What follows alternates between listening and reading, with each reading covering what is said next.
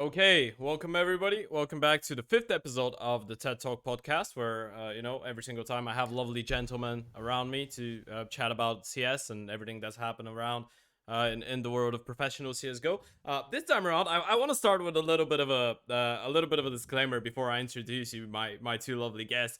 There were supposed to be three lovely guests, but unfortunately, Fi is still asleep. So fuck you, fine. No, I'm kidding. I'm kidding. It's all right. But yeah, it's gonna be myself and the notorious Dweg and J duo. Gentlemen, how are you doing? Cold, as you can probably tell. It's freezing in this house because we're doing all we can to keep our energy bill down. So you've got TheEternalJay today. I even took a cold shower, which was not fucking pleasant Cold at all in shower? the mid of winter. Yeah, mate, we're Jeez. doing all we can to keep it down. Okay. So I'm fucking freezing. So and that's the reason why I've got the hoodies on and shit. So yeah, how are you boys doing? Yeah, I'm a lot warmer. I'll tell you that much. I'm doing all right. I'm still wearing a jumper, to be fair, because yeah, it is cold, like overall. But yeah, no, I'm not doing too bad. Yeah. Okay. You guys have been up to a lot now. But we're gonna look past the cold shower thing. By the way, I've been taking cold showers for the past 2 weeks intentionally. And I actually find it quite healthy. So even though it's unpleasant, Yeah. you might actually find it boost you up a little bit. With time, but you guys have been on the road for a long time now. I'm pretty sure I don't really need to introduce you in terms of who you are, who you work with, because most people are gonna be familiar with that now. With the RMRs, the Elisa Masters, like an abundance of ESL events and all of that. You even had the LAN at Camp No recently. The Flow Fire League was it, which was sick. How's life been for you guys for the past 2 months? Because you've been, I think, constantly on the road. I mean, it's work really. Like, I mean, personally, I've never liked where I live, so like, I've always been one to want to travel. So like, it's been quite good to get out of the house very, very recently, especially right, like with everything that's been going on with what we've been doing, working small and big tournaments. So obviously, a lot of the work still is online at the moment. So it's not like it's all that often, but these last few weeks and the last month or so has just been utterly fantastic. Second year, I celebrated my birthday abroad, which is fantastic. I'm all Gucci. I'm all happy with that. Yeah, growing up in Oz as well for 18 years, you didn't get to go away that often because like the country's just massive. So knowing that now we get to go away for events, it's nice to actually go to new countries. I mean, Jay and I have pretty much done all of like Scandinavia now. Yeah. So I've done the Denmark, I've done the Finland, I've done the Norway, I've done the Sweden. Just missing Iceland at the moment. But yeah, nice to be able to sort of get out, have new experiences, and yeah, go to these like sick events. Yeah. Before we focus on to the most recent event that you two did, because it's gonna start our conversation. We have a lot of things to discuss for the Elisa Masters Espoo. I actually had an interesting question that I think a lot of people. I don't think a lot of people actually have emphasized on that a whole lot. How do you deal with because obviously you said that you enjoy traveling and working and all of that, but uh, there is definitely some point where you just start burning out mentally, not even physically, or maybe physically as well, from changing so many time zones or whatever. But have you had this happen recently too? And if you actually have it happen to you, how do you deal with it? But I'd just say the only burnout that we've probably had has been more at home, to be honest. Like, Yeah. you can definitely burn out more being at home because you're just doing like 2 best of 3 days, sometimes 3 best of 3 days, one after the other. You could do like 2 weeks, 3 weeks in a row without a break. I don't want to say like going away as a holiday, Mm. but the hours are a lot less. You definitely don't do as many games. So if any point in the year we're like talking about burnout, it's literally when we're at home doing online events. Yeah, I don't think we've traveled enough quite yet to be able to burn out with the traveling side of things. It is always tough Yeah. when you're sitting around in airports doing fuck all and just sort of like just sat there just like, oh, what do we do?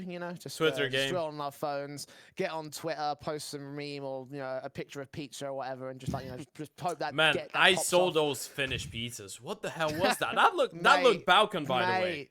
Mate, Cotti Pizza kicks Domino's ass every day of the week. That shit was lovely. I had the pleasure of having like one and a bit of those pizzas, because we did like a promo thing on the last day where they like filmed us trying Cotti Pizza and then trying some like Finnish candy like licorice and stuff.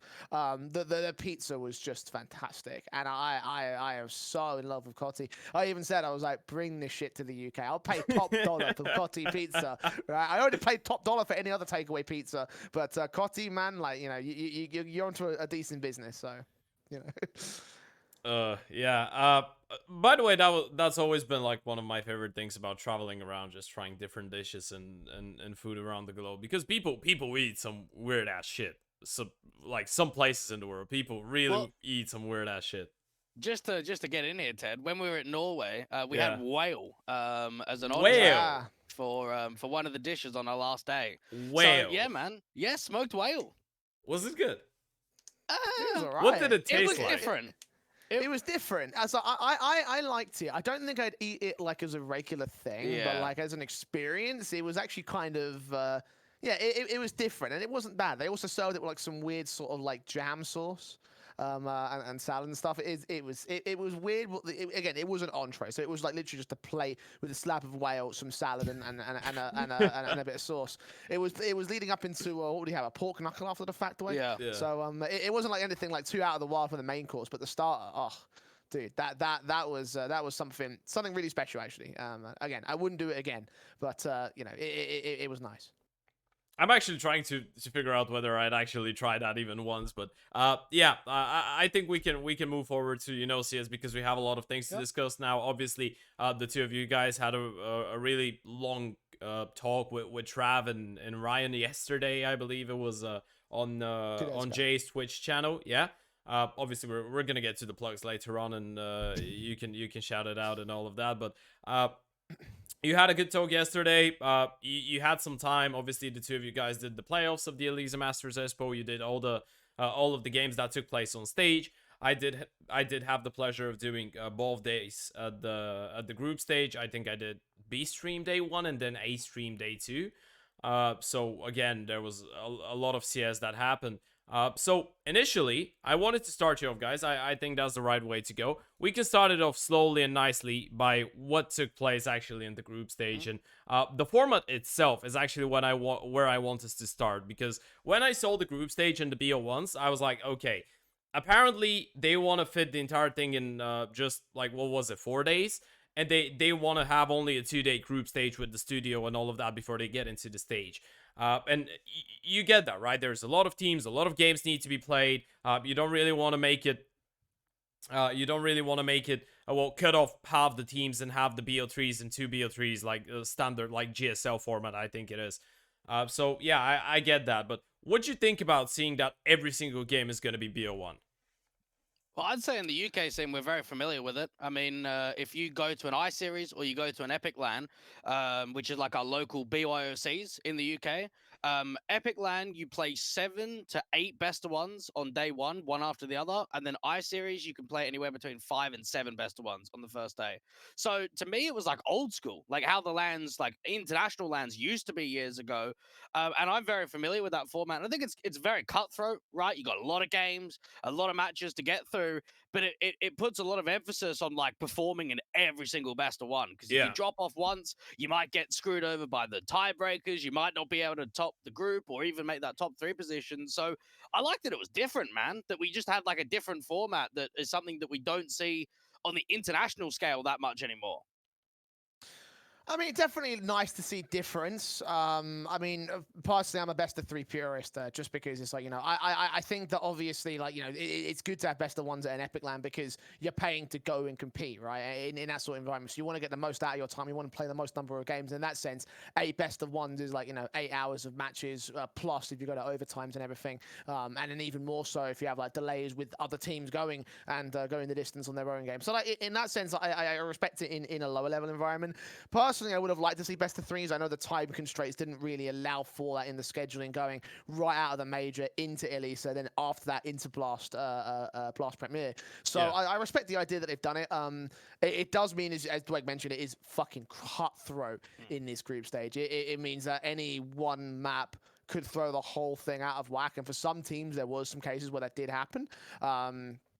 And there were some tiebreakers that were decided by a single matchup. So I mean we can you could just debate all day whether or not like that should be the case. Personally, I am on the idea that it shouldn't be, because I'd just rather have best of threes, right? That's just how I'd rather do things personally. But at least they made the decision, and it's what we got at the end of the day. And I don't think the format was terrible. Like round robin group stages, I think we've been done in. Dota in the internationals in the past. So like, that was how majors used to work back in the days in CS:GO as well, but that was a long time ago. Yeah, that's what I think. It's something that's like as Dweg mentioned, is from the past, right? And whether or not the past is good, I mean, you have to, again, we could debate that all day, I think. Yeah, I was intrigued. I think it's really refreshing to see so many different matchups in a single day and all of that. But in the same time, it's good if you're, well, I'd say it's bad if you're the type of a team that's, let's say, a Big or an Astralis or somebody like that, because it gives a lot more room for upsets to the other teams that you can get away with a BO1. And as Dweg mentioned, one BO1 can change pretty much everything, especially if it's your first 1 or 2 matches they go well, and then you can just skyrocket your way up to the top. I think that's what happened with Sprout, to be fair, because I don't hold them down with I don't look at Sprout as a team that's equal to, let's say, a Soul, even though Soul is a decent team, or a Havu. I think Sprout are a little bit above them, but I still get the vibe of if there was a couple BO3 matches in that group, I don't think Sprout would have gotten first place. But still, I mean, fair enough. It's a long day. It's a long day for everybody. So if you're able to, hold your own and play such a long day and play like 12 hours, 13, even 14 hours for the teams that, I think that was the craziest part. The teams that actually started first game and played in the last one as well had a 14-hour day. Which is which is kind of mad, and it's props to them for being able to hold their own and actually played some good CS. But you two, from a spectator's point of view, at least for the group stage, we're gonna I think we can just focus on Group A for now, for the beginning. Which was the team that actually disappointed you the most? We're gonna start it with negativity and then go into the positive scale. But Dweg, which was the team that actually you expected a little bit more from? Yeah, maybe Heat or Gamer Legion again. Like, they still got 2 wins, so it's a little bit difficult to be like that critical of them. But just knowing for Heat, you've made the RMR. Okay, you didn't make the major. Here's your chance to bounce back. You bring Jackson to the lineup. You've got more experience. We've seen in the past of Elisa Invitationals, like the last couple that they were a part of online, they've done very well. And this is almost for Heat an opportunity to say, okay, let's end a year on a high note. Let's play in front of a crowd. Let's allow ourselves to get into the playoffs. So I think for them, it is a little bit disappointing that they weren't able to make top 3. And then for Gamer Legion, I mean, they got very close, and it came down to the last best of 1 in an OT where they lost it. Yeah. But I think for their sake, knowing you did so well at the RMR, you made the major, even got a few wins on the board, you have to be looking at that and just saying, it doesn't matter if we were lost by 1 best of 1 or whatever it is, we should not be making top 3. Like, this is a disappointment from us as a placing perspective rather than how the actual games went down. Yeah, that's kind of the angle I was going at it with Gamer Legion at the same time. I mean, obviously, in the grand scale of things, like, Gamer Legion have done fantastic stuff in the last couple months. They only formed prior to the RMR qualifiers and everything.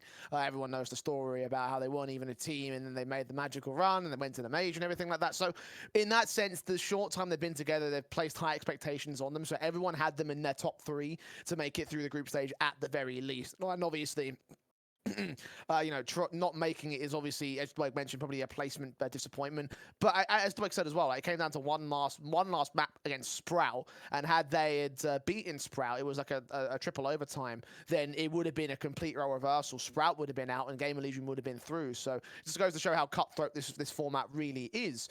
Because again, a few rounds going differently, Gamer Legion, they probably would have gone through to the playoffs, and Sprout would have been knocked out. Yeah, that was interesting from Gamer Legion's perspective. Now, first of all, I wanna put something out there. I don't think like Havu's performance was disappointing to anybody. I feel like they even put up a good fight in some of those games. They lost a couple of close matchups. They had an overtime loss as well. So I guess for them it's just the experience. So we can't really say anything negative about them. I'll get in here a little bit, Ted, and say you have a core.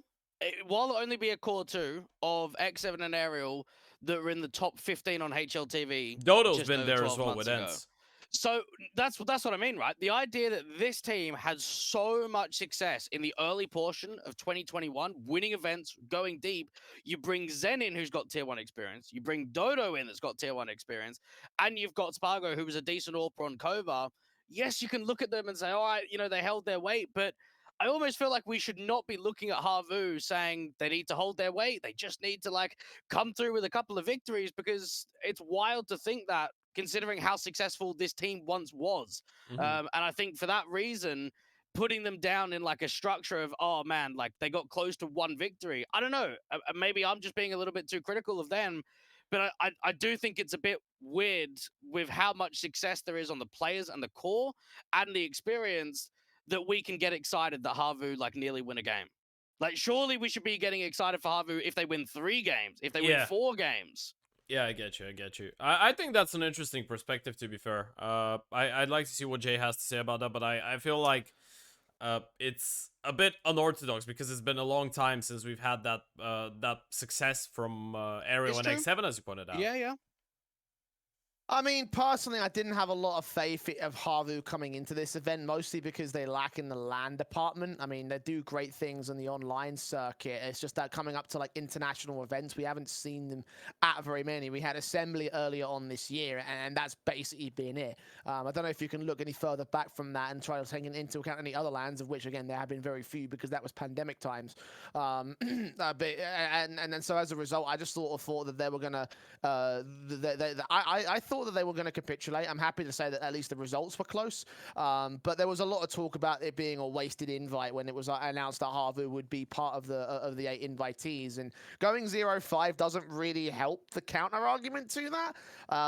Again, the individual maps do. The overtime loss to Big, for instance, but again, didn't win a single one out of all 5 games being played. So for Havu, it's I guess disappointing in that sort of sense, but at the same time, if I had to take a look at the 6 and rank them prior to the event, Harvey probably would have been at the bottom for me personally. Again, they're great players with decent experience, but just the team as a whole just haven't had that level of performance at the kind of environment that Elisa Masters was demanding from them. For me, yeah. I think Jay's underestimating their experience. Okay, their experience as a team, I will give you that. They haven't played many LANs together. Yeah. But you have X7 and Aerial that played in a major grand final. You had Zen very recently playing with FPX and Godsent with many multiple tier 1 experience LANs. Doto being the same. I would say outside of maybe Astralis core, Big, and probably Complexity and Ents, maybe Fnatic too, but Havu have got the most experience out of the individuals, out of the majority of teams here. Maybe if we just classify the tier 2 teams, if we're leaving the tier 1s teams aside.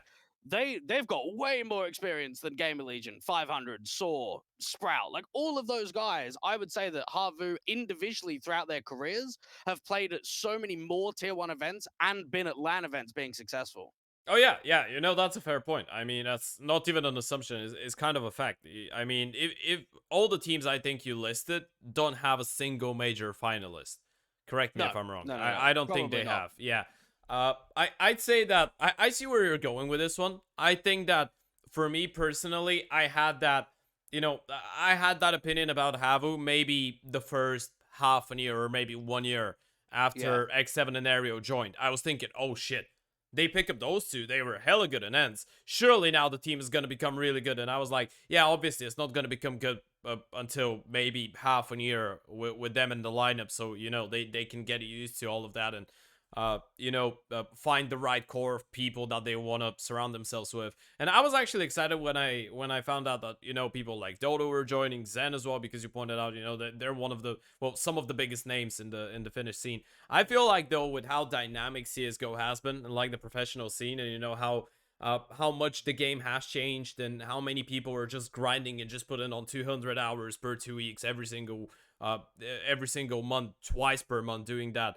I guess it's just the game just changes. I still look at them as really good players. I still feel like if they had the chance to play, let's say, 1 or 2 LANs each month, in a couple months' time, they could be a really good team. I think the online era just did them really dirty, but I'm not sure if they're going to be able to recover from that, to be fair. Even qualifying to LAN could be tough for these guys. Yeah. Yeah. That's the ultimate problem, right? Because they couldn't even do it in the Elisa Invitationals, right? They weren't even in the conversation as being a team that would be able to go in the first or second place positions. And I know, Dweg, obviously you mentioned the individuals that have had their moments, particularly during the Katowice major and the Berlin major. You've got to remember, that was in 2019. That was a very long time ago. And as Ted said, right, like this is an ever-changing game. It's evolved so much in the last 6 months, let alone the last year or so. And just going back to 3 years, like I just don't rate the players as highly as we did back then. It was a very different team on ENT at the time, and it should be expected that they do decent work. But even considering what they've done in the past prior to Katowice, so like what else was there, right? Those 2 majors and that time in between, like that's basically just been the entirety of their whole tier 1 success. And I'm just not as convinced by this squad. Like if they can individually, you can take a look at their achievements and say, right, that was incredible. That was really good what you did. I don't know if it's as impactful in terms of rating the team overall, because as well as that, you've got the lack of team experience, which I think has really hampered them. There was something special about ENCE that I just don't see in Harvu at this stage. Even that though, like Zen and Dotto, like if we're going down the other route of the other 2, those guys played at tier 1 in 2020 and 2021. So maybe you've got X7 and Aerial that was like even before that, but then you've still got 2 guys that played at a high level. And even to come back to the point of them in illicit invitationals, in winter they lost to Heat, who won the event. In fall they lost to Gambit in the quarterfinals. So there's a few events where I'm looking at Harvu and I'm thinking, well, how are we expecting them to go deep if they're playing teams that are like winning the entire thing? So that can sometimes be tough with the Elisa Invitationals, that you can get into the playoff round 1 or even the quarterfinal, and if you just get a draw against one of the best teams in the comp, well, there's just no chance. Like you're just not going to be able to do the whole thing and to qualify through. Yeah, I guess a main point, by the way, about Finnish teams is I think that's something that I tried to emphasize on recently, because I was wondering the same thing, and it wasn't even for a podcast or whatever. I was just looking at Havo. I was like, okay, those guys actually know how to play the game, right? Those are some of the smartest players out there, and you know, all of those guys have the minds to be tier 1. And then I started thinking, I think I had a conversation with that, because I've had the pleasure of, you know, talking about CS and all of that with a lot of the Bulgarian professional, you know, players, coaches, and all of that. And one thing in common that everyone's told me about the Finnish scene and the Finnish players, now I don't know if that's the case with Havu right now, Finnish CS is so smart. Now, every single one of those players is really smart, but it's never been about, you know, good individuals. Finnish CS has always been about a working unit. So that's true. I'd say that maybe it's, I guess it's the right route to, you know, go back and be like, okay, they have 2 people that have played the major final. They have Dodo and Zen that have plenty of experience, and then have Sparko, who did a decent job in Kova, to be fair. Even though it wasn't the highest of levels, but he showed some potential. But then when I look at Finnish teams, I'm pretty certain that when I see the lineup, I'm gonna have no clue, and I can't say anything about how successful this team is gonna be in the next 3 months until I watch them play for some time. Because I feel like for Finnish teams, their way of approaching the game, their mind for the game, is really team orientated. So even if they have the best player in the world right now, let's say Simple was Finnish and he was on there, if the 5-man group doesn't connect and if it doesn't work as a unit, he's still not gonna be good enough to, you know, get them out of the group stage. Maybe he's gonna be good enough to get them out of the group stage here, but to get the idea. Yeah. I mean, you look back at Kova, and that's a prime example. You remember them picking Nuke all the time in best of 3s? Yeah, and they were sick on heavy team. So that is just like the roots of what Finnish CS really is. Maybe for Harvu's point of view, I mean, it's a very, very strong veteran lineup on this team. Maybe you give it another 6 months, and if it doesn't go down, well, maybe you pitch for a Jimp Hat or a Banjo. Like, maybe you just pitch for a little bit of youth. I'm not saying that those guys are going to probably want to join Harvu, but you can at least have the conversation. You can at least throw it out there and say, we're interested. Yeah, for sure. I mean, they are good prospects. I mean, I've been really impressed by Impahat, to be fair. I think since everyone else left Mal's NXT, he just was given the chance to be the anchor carry of the team, which I'm still trying to figure out how it works, but somehow he is the anchor carry of the team. But yeah, I think Havu, unless Jay, you have something to add on, we can move forward. No, I mean, I was just going to emphasize the point about, you know, the team Yeah. cohesion thing, because Dweg's banged on about like how great all the individual players are. Meanwhile, they can barely make it out of the Swiss stage of CCT North Europe. And it's like, Yep. you know, it just proves the point that I was making. The fact that I just don't have faith that the team can do much at the tier 1 level or Yeah. the international land stage. Like in the future, maybe they can do, right? And they've, again, these individuals have shown that they have the potential to do that as individual players. But I'm not certain it's going to be full on until we see something a bit more refined from Harvu. Again, I'm not going to judge them entirely because they were my bottom team in this event. But look, right, you're going to have to do a little bit more to try and find the results that on this kind of in this kind of environment at this kind of stage, right? Yeah, for sure. I think another team that we can speak about. Obviously, we're just gonna go up, but I want to speak about Heat next up because I feel like we said that we hold Gamer Legion into a little bit of a higher account and we already had some time to speak about them. We're gonna get back into them later on as well. But speaking of Heat, I want to hear your opinion on that because I think that myself, I can speak personally for me. I had really high expectations of this lineup. And then I was really pleasantly surprised by one thing, which was body. And then really unpleasantly surprised by the entire squad, bar body.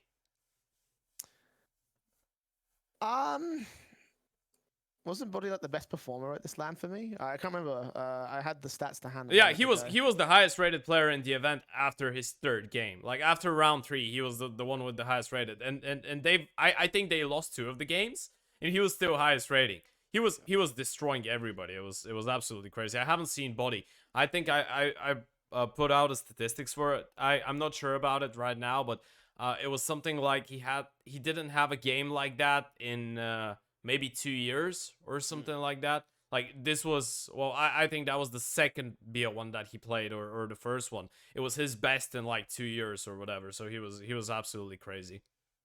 Yeah, I mean, it is concerning to me that someone like Body, the veteran IGL, is doing worse than even the entry fraggers or the AWPers in this context. Doing better, you mean? Yeah. I mean, I know Afra had a pretty decent tournament during his time. I think he ranked 0.05 below Body on HLTV for the whole tournament overall. But it's just like, you know, you got guys like Jocko and Exercise who are like much younger, much more hungry. At least in theory, should be much more hungry to get these results in, and they kind of didn't do all that well at all. So I think he got let down by the I don't know if lack of experience is the right term for it, but like I just feel like the youngsters on this side didn't really get as G'd up as they should have done to give Heat the maps that they needed to take in the group stage for me. I definitely don't think it's a lack of experience. I mean, they played at the RMR in Antwerp. They played EPL. In conference. They played EPL. They played Road to Rio RMR, and now they're here in Elisa. So it's not as if like this is a first timer for LAN. These guys have been that's what I'm saying. It's like the first phrase that comes to mind is lack of experience, but I don't think that's the right way to describe it. Like there's something else involved. Sure. No. Yeah, and even if you look at the age of those players, they're not like 18, 17-year-olds, right? I mean, everyone bar Afro is, I think, above 24 or 25. So all of these guys have been playing CS for their entire lives. 22 as well. Oh yeah, Exercise is 22, but they've been playing CS for a while. That's what I mean. Yeah, I think for Heat, it probably shows something is missing, and that probably came down with the last roster change. Benching Lucky, who, again, him and Body had been a part of this project for a very long time, also a previous Tier 1 experienced player, and they bring in Jack. So I think Heat are realizing they're not happy with the performances that they're putting up. I don't think it's a lack of hunger, though, because I think they do play a lot of events. I think that they've shown at periods that they can be stronger. I think they're just struggling with inconsistencies. I think that's what it is. I don't know if it's the approach to the game, but knowing that Body comes here in best of ones again, Ted, like we were traveling on the day of day number 1. So I was like on and off on the tube, and like my phone kept like getting out of reception. So I wasn't watching all the games intently, but bloody hell, some of those early games from Body, especially on Dust too, like he was playing really well. So it is underwhelming for Heat where your IGL steps up at a quite high level. He puts in a very good performance and it just doesn't get you over the line. But then again, you go 2 and 3. So can you be that critical with them? Because they were 1 win away from making it to the next stage. We might have even had a different outcome if they were in the playoffs, right? Because we've seen that these guys can play on LAN. Yeah. They've got tier 1 experience. We might have seen them even flourish more if they get onto that stage, but that didn't happen. They weren't able to get through the group stage ever so slightly. Yeah, you know why I think I'm critical? Sorry to interrupt you there, Jay, but Go for it, I think I'm critical because Body is able to put on such a performance and they don't make it out of the group stage. Yeah. If Body plays like normally, and by that I don't mean bad, because it's not his job in the team to be the guy that's like 1.45 rating in the end of the game. If he has a normal tournament and they just don't make it through and they get 2 victories, I'm gonna be like, all right, ground. I mean, Afro did his job, Exercise did his job, they tried. Jax had a couple good moments, they didn't go through, the others were better. But just the fact that Body was able to actually play so well, and I got some, like, for real, I was looking at that game because I think I casted their third map, I think it was Ancient. I casted, it was their first victory as well. They lost their first 2, and I casted their first win. I was looking at Body. I got the goosebumps. I was thinking in my head that I was watching G2 Body back in the days at Pro League when they were beating teams like Nord and Astralis in like finals, semifinals, and stuff like that. Like, I was getting massive flashbangs. So I was, yeah, a little bit disappointed because I really wanted to see him play at stage. Yeah, I mean, it's certainly a similar conversation to what we had with Gamer Legion, in that it's a disappointing result, but it's also extrally contextualized by the fact of what Dweg said, right? Playing in conference, playing in Pro League, playing in all these great events this year, and then you expect to have at least a good showing. And then again, it was only a single map that made the difference, which is why it's so difficult to knock them too hard for my money, because a few rounds go a little bit further your way, and suddenly you do find yourself up on that stage for a team like Heat. So it is a bit disappointing. I find a hard time being too critical on the Heat side, though, outside of what we've already mentioned with the issues that we constantly see from Heat in these tournaments: lack of consistency, lack of something really special that makes this team like a truly good one within tier 2. Yeah. Just taking a look at their first 2 results. They had a 13-16 loss against Big and then a 14-16 loss against Sprout. Yeah. One of those games being differently, you're in the playoffs. And I think that's probably why it shows that, again, you can be slightly disappointed, you could be a little bit underwhelmed, but at the same time, when you do have this sort of format and you don't quite edge out a best of 1, mate, you're getting grouped. Like that is just what it is. If you don't close out a close game, you're probably not making top 3. Yeah, I guess that's why it's unfortunate, especially for people like Body. I'd imagine, like, if I was at his place, I would be thinking, oh, I just thought that I was past. I just had gone by past that point in my life where I'd forgotten about, you know, the early days of CSGO and how the majors used to be with the BO1s and stuff like that. He just thinks that he's safe, but no, he's not safe. He's back to the BO1, baby, and unfortunately, he wasn't through to the playoffs, which I really wanted to see. And, you know, he did give a really good interview there, I think, midway through the tournament, saying that, you know, every single win that they get and every single good result that a French team gets right now, obviously, he's speaking about teams like Heat, like Falcons, maybe LDOC to some extent, but he means that every single win that they get is going to boost up the French scene, which, to be fair, needs a boost. And it feels like, you know, it's, even though it has a lot of teams, it hasn't been getting a lot of success, but still, there is some hope because a lot of those, you know, guys that weren't maybe as successful in tier 1 level are stepping back, playing tier 2 CS, not opting for international competition, trying to boost up the scene. So I actually have a lot of hope for the French scene. I've always been a supporter, and I hope we see it.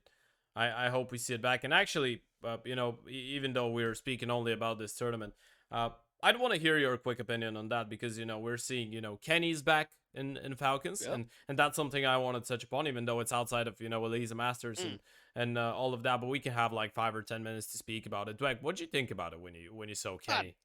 It's a good move, man. Like, I think it's probably a great way to get his confidence back. Go down into the shit and just start farming. Because when you're someone like Kenny S, mate, you go up against like some top 80 teams on HLTV, and you will farm. You just, it's just what happens. I think we saw it with Smooya when he went on Movistar Riders, right? When you make that drop down, you can just do incredibly well. And I would not be surprised if you think it's the same? What's that? Sorry. Do you think it's the same with how it was with Smooya? Because Kenny hasn't been active as a pro player for a long time now. It's a similar route though. It's like dropping down, allowing yourself to farm up some more confidence, and hopefully get back to that tier 1 level. And I think, especially if you're playing online, you're playing in these online cups, I could realistically see Falcons and Heat qualifying to the Paris Major. Like, I think they're in with a decent chance of getting to the RMR, having that fuel behind them, having quite a bit of time from now till then. And I know that with the Paris Major coming up next year, even in the Christmas break, they're going to be grinding. They're going to be working incredibly hard to get good, because as soon as January comes around, February comes around, and these early few events, mate, they want to be up there at the top. So they want to get as much going as possible. We'll have to see what Kenny's like. He's had a couple of really good games. He's had a couple of average games. I think he's only played, 4 best of 3s with Falcons? Yeah, I think you it's nailed not it. many, but I'm going to hope... Are they playing in any more events? I know they were playing in EDC. Let's have a quick look.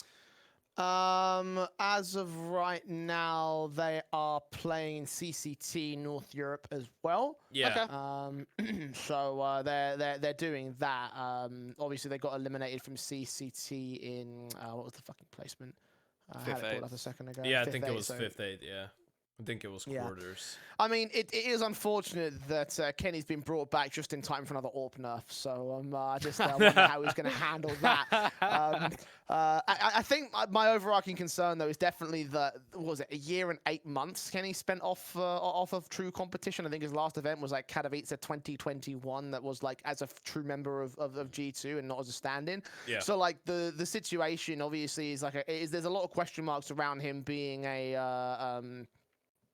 being as consistent as he was, right? Because I think outside of that event, he played like, what was it, IM Winter as standing in. Yeah. Then he played a couple show matches this year, and then that was when he transitioned over to being part of the Falcons earlier on this month. So, like, I think he's got a lot to prove still, given the fact that he's been out of action for so long. Obviously, his legendary status cannot be challenged, considering how great of a player he was. I just really hope the Falcons get it together, because to see Kenny on the stage at the Paris Major, that would be such a fucking sick moment for French CS, in my opinion. I think that it would really, really make the show if Falcons can do it. Whether they can do it right now, there's still a number of question marks for me. Because that EDC exit, obviously, with the experience in that roster, is going to be disappointing. And I think they went out very early in ECL as well. Like, it was like first or second round of the lower bracket, so they didn't have a great time in that season at all. To counter that, I would say that 9, who they lost to in the lower bracket, literally won the last season of ECL. So you're playing one of the best teams in that competition. And look, he's got MBK on the team. He's played with him before. Yeah. I would imagine there's going to be a bit of synchronization between the two. I think Hadji has always been... He always kind of reminds me of HS. Where He's the hidden gem. You know, very good player. Yeah. Felt as if he probably had that shot to go the next step up and just never did. And I think with this team, this could be one of his most successful lineups if it peaks. And for Falcons, it's just working with Hadji. That's a very strong and consistent rifler. You've got Masuda with tier 1 experience. Python, again, he's still young, but you do have some veterans on the team as well in MBK and Kenny S. So I'm excited for the move. Yeah. I was thinking, I was gonna add on that to what Jay said as well. Imagine seeing Kenny alongside MBK on the scene in Paris. That would be sick. And you know, they used to play back in the days like on very games. I think that was 2014, 2013, which was, you know, when Kenny was getting into professional CS. MBK was one of his first teammates. Alongside, you know, people like Apex as well. They joined in. I think that was later on, but yeah, there was a lot of French shuffles in the beginning of CSGO. But yeah, that would be sick. And I was actually surprised to see Kenny back, because I thought, especially when he wanted to go pro in Valorant in the start of this year, I was thinking, okay, it's done for him. He's just gonna be a streamer or a Valorant player, and I wasn't ready for that, to be fair. It caught me by surprise. I didn't think that he'd bounce back into playing pro CS, but I guess he still has the fire, and I still enjoy watching him a lot. But yeah, we can get back into the Elisa and you know, round up what happened in Group A. Some thoughts on Gamer Legion, boys, because obviously now for the teams that made it through and played playoffs and stuff like that, we're gonna get through later on. Just starting us off with everyone that got eliminated. We had a bit of time to chat about them in the start, but what I actually wanna think about a little bit more and speak about a little bit more is I think everyone knows that, you know, Gamer Legion had a really upsetting run. Well, upsetting it in a good way. They upset a lot of people, making it into the major. There was higher expectations, especially after that G2 game, and, you know, a cold day in hell for G2 and all of that I'm gonna stuff. get fucking tattooed on me one day, I swear. You know what? You Like, should. That's a hella good line. You know that you should. You should. But Yeah. I'd say that now a lot of people had their expectations. There was a lot of talks about how surprising Gamer Legion was, Acor being sick, and all of that. Emma being a beast, Chewy being a god tier IGL, even though he's really young and all of that. But do you think that this Gamer Legion roster and this team overall, because I don't mean only the players, but well, we have Ash and Monster as well, like the coach and the analyst putting on a lot of work behind the scenes. But do you think that this is a team that could really be a part of, let's say, let's not say tier 1 because that could be a little bit too much. Let's say the best tier 1.5 teams in the world in the long run. I'm speaking teams like Spirit that might not be able to turn up in online competitions, but they're going to be turning up in majors all of the time. And whenever they get the chance to play a tier 1 event, they're going to do well. I could see them slotting into, assuming there's no poaching involved and no one like tries to pick up any of the bigger impressive players. I could see Gamer Legion slotting into a very similar place as where BNE are. With, as you mentioned, not doing all that great online, but then sometimes coming to LAN events and having not life tournaments, but like, you know, just having like great performances as a squad. I think Gamer Legion was always, I think, built to be like a long-term project rather than like immediate success. It just so happened that they found that immediate success, and now I think teams will start to figure them out. I think that they'll start to sort of like, you know, go. They'll dip off the initial spike that they had with their major run and with their RMR run, and they'll start to sort of settle into the tier 1.5. I don't know if they'll be a top tier 1.5 team, but I reckon there is something about this roster because they have looked impressive. I think that Ash has done some incredible work down his career as a coach and as a scout. You guys got to remember, right? He was a man. He was pivotal to the success, the early success of Mezzy. Not just when he was part of Gamer Legion, but also when he was in the UK scene. Ash used to play with Mezzy, and he knows that he said he's got some talent. He's got a lot of potential, and you know, you see what he's been able to do like that. So Ash has an eye for talent, and he's got a great position within the Gamer Legion squad to try and scout these guys out and bring them up, and make Gamer Legion a better project in the future, right? That's why I say in the long term, I think Gamer Legion will find success. Whether it's with this lineup is yet to be seen, and it's still within the 3-month sort of buffer period of the team coming together with the core of the three, of course, Shui and Kios. But I reckon that this 5 would slot nicely into 1.5. I don't know a tier 1 team would be like the right sort of place for them, but I think they'll do well. I think they'll do well. I cannot see them lasting 12 months without a roster change. I just think with Gamer Legion, they're going to get poached. They are. The bottom line is, if you're a successful team in tier 2 with an international roster, mate, your players are just going to go. Which is unfortunate, right, for any organization that wants to build like a strong, cohesive international team.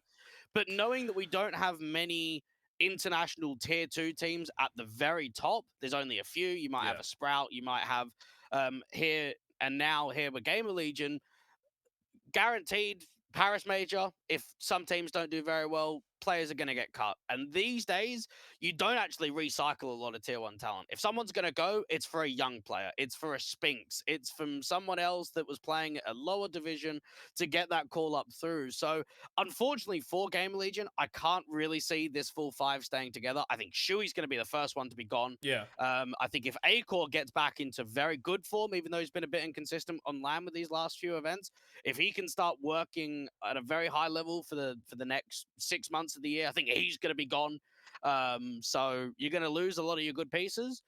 It's very difficult to call any of these teams like a high-end 1.5 because who's done it? Gambit and maybe Movistar Riders. And those are like the only 2 teams in the last 2 maybe even 3 years that have made that jump of playing at a tier 1 level consistently. And fuck, look at Movistar Riders. You lose one piece of your AWPer, mate, you're down in the shit again. You have to rebuild completely. Yeah, I want to bring in I don't know. Spirit. I don't know if I think Spirit is a better comparison point there in the 1.5 scenario, because Movistar Riders definitively were tier 2. Then they found some pious, and suddenly they shot up into that very good Cologne run, and then suddenly, as you mentioned, they lose him, and then they're back to being a tier 2 squad. Listen, right? I can see a world in which these elements do get poached, right? That's why it's bad to the caveat. If they don't, then yes, Gamer Legion will be all right. That's where Ash comes in for me, though, because again, I think he can rebuild. I think he knows what makes a good squad and what makes good talent, and Gamer Legion can find new groundwork to play from. Maybe they will just become one of these feeder squads that just sort of create great teams within a short time span, or they're able to create a decent tier 2 squad, bring them up, and then sell them on, like they did with Mezzy in the past, like they could do with Akor, Shui, IM, all these guys that you mentioned probably could get poached, probably could get picked up by a bigger squad, and maybe that is the right place for Gamer Legion, But for now, they look competitive. For now, they look good, and for now, it doesn't seem like any major changes are coming along because this team is so early within their lifespan. So I think that at the very least, the start of the next year will be all right for Gamer Legion. In 6 months, 12 months, probably seeing roster changes. But that's a significant future to think about for me. Yeah, for sure. I think that especially with how dynamic things are in World CS right now, you can put it that way and be like, okay, that's a long time in the future. But yeah, I shared Dweg's opinion on this one. I feel like Gamer Legion as an organization is just a bit of a buffer one. I think we've lost Jay. I'm not sure. All right, we can carry on. Okay, yeah. He said that he's saving energy, so maybe, not paying for the internet is a part of that, but it's all right. Hopefully we get him back soon. But I actually am with you on this. I feel like Gamer Legion as an organization has been just a buffer. Oh, okay, he's back. Yeah, I have no idea what happened there. Like, everything just froze, and it was like, okay, and now we're back. Oh, all right, we'll roll with it. Is my camera looking good for you? Imagine it's like minus 20 degrees in his room right now, and he's like, it's a little bit chilly, guys, but his PC actually freezes. But yeah, it's all good. It's all good. You're it's closer to about 7 or 8 degrees right now. So. That's actually really cold. That's really cold for being inside. Like I said, we haven't turned the heating on today, so we're just sort of resting on the residuals of whatever we can store within our layers, which in my case is a lot, 'cause I'm fat. Yeah. But also like within the insulation of the house itself. So right now we're just sort of sitting here. The PC is actually doing all right, because obviously it generates heat, which is raising it a little bit. But the general house temperature has been recorded about 6, 7, 8 degrees over the course of the day. So. Yeah, it's a cold day in hell, isn't it? But yeah, I'm sorry. It's a cold day in England. Yeah. Actually, to be fair, it's probably comparable. So I'll take it. But yeah, I think Gamer Legion throughout the years has proven to be that kind of a buffer organization that just it's like a trampoline for a lot of players, right? They get in there and then they get picked up. I think Endpoint has been doing something pretty similar. We're just picking up some really good individuals, and then tier 1 organizations just buy them and get them to work. I agree with the fact that she was going to be the first one as well. I share that opinion. I think that especially with the lack of I'd say the lack of really good international IGLs, because obviously if you have a team that's, let's say, only Danish and or only, I don't know, French or stuff like that, you can find yourself an IGL. But if you want to group up a really good roster with a lot of different international like players and all of that, and you want it to be in an English environment, I mean, look at what EG did. They had to go all the way into K23 in Nealon and pick him up and teach him to speak English, because he did. I don't think he's used English before in game. So I think an asset like Shui could be really vital and really useful for a lot of teams. And maybe in the future he could be useful to the NA scene as well, because NA has proven to need a lot of UK, or well, not UK but EU IGLs. To be successful whatsoever, or at least an EU player to be able to give ideas, obviously referring to Yakinder and Liquid. But yeah, I think Gamer Legion is going to be a team that maybe could do well next 6 months, but after that we might see, some of the players that are doing really well get picked up by other teams, and then the others that are not doing well just get reformed, and the roster get revamped into something new. Do you know what? I think Game Legion are going to be tested on the mental going into next year. And what I mean by that is think that this lineup formed just after the player break and going into the RMR Open qualifiers. They made the RMR, the Major, and Elisa. They've played 1 online event and 3 LAN events. Now, we know for these tier 2 teams, you aren't going to get LAN events that often. They might be every blue moon, maybe the RMR cycle, maybe you come through getting an odd invite here or there. But I could see Gamer Legion for the first few months of next year only playing online events. And I wonder what that transition is going to be like, because it's, you've got that experience, you're here on LAN, everyone's excited, and now it's like, well, we're back to the grind, aren't we, in tier 2, where we just have to play every online event under the sun to keep our ranking up high, to keep our match sharpness. So I do wonder what that will be like for Gamer Legion. Yeah, because we haven't actually seen them actually grind a lot of the online events, because they formed just for the RMR, did the RMR, went straight into doing the Challenger stage with only really the Elisa Invitational to think about in between that point, and that obviously was a pretty easy affair, because they had, I don't want to say a free ride, but they beat X-Finest, who are not properly officially a team. They beat Masonic, and that was a 3-map affair, and then they just kind of lost towards Saw because they'd already got the Elisa spot and didn't give a fuck about the finals, from my opinion, of course. And then obviously, like, they just played two or three LAN events in that particular position, and it's like, okay, yeah, that's an interesting point. Will they go to the online environment? Will they be a BNE and just try and focus on themselves, and only play the occasional online event whenever they have the opportunity or the motivation to do so? Yeah, that is going to be an interesting dynamic. For me, the Shui conversation is something I want to expand on a little bit, because you mentioned how it could be a very valuable international IGL. I think the concern for me in the IGL perspective is that we've yet to see him take on true top tier competition. G2, I don't know if I count them yet, because they were led by Hooksy, who's in the exact same boat as where Shui is, right? In that he's been a tier 2 call-up coming into a tier 1 team. And we've seen how that's already failed for G2 in the RMR. And it's not currently getting much better, considering they're down at the bottom of Group B right now, and they just beat Fluxo, so they will be in the playoffs. But that's one best of 3 out of many that they've actually conceded over the course of their run under Hooksy. And so I think the playstyles are very different, but in tier 1 and tier 2. And right now, Shui's doing great to take some good results occasionally, but you take a look at the actual results themselves, and we've got a best of 1 win against Vitality, best of 3 losses to BNE, Furia, and Cloud9, all being 0-2, beat 9Z at one particular point, lost out to Saw, as I mentioned earlier. Have lost to Spirit, had to get pressed against Aurora, took FaZe the distance, credit to them in that sort of sense. So again, these best of 1 sort of results, which you can, nothing truly definitive for me yet. It's shown potential, I'll give them that, right? Because, beating G2 is still an incredible achievement, but that's the one result that I can see as showing off what Shui can do. And even then, I just put a caveat, putting us up against an IGL in a similar boat as himself. So I need to see a little bit more before I'm definitively convinced that Shui can do it. And that he'll be a call-up player for me. Well, I'd add to say it was a competitive series against Furia, and it was 16-13 on both maps against Cloud9. So, yeah, you can look at it and say, it was an 0-2 loss here, but I think if you actually look in the games and the way the Game Legion are playing, they're actually a lot more competitive than what, the 0-2 or the 1-2 losses are. I don't think it'll get picked up in the next month. I don't think it'll get picked up in the next few, but I could see it happening 6 months, 12 months. Yeah, maybe.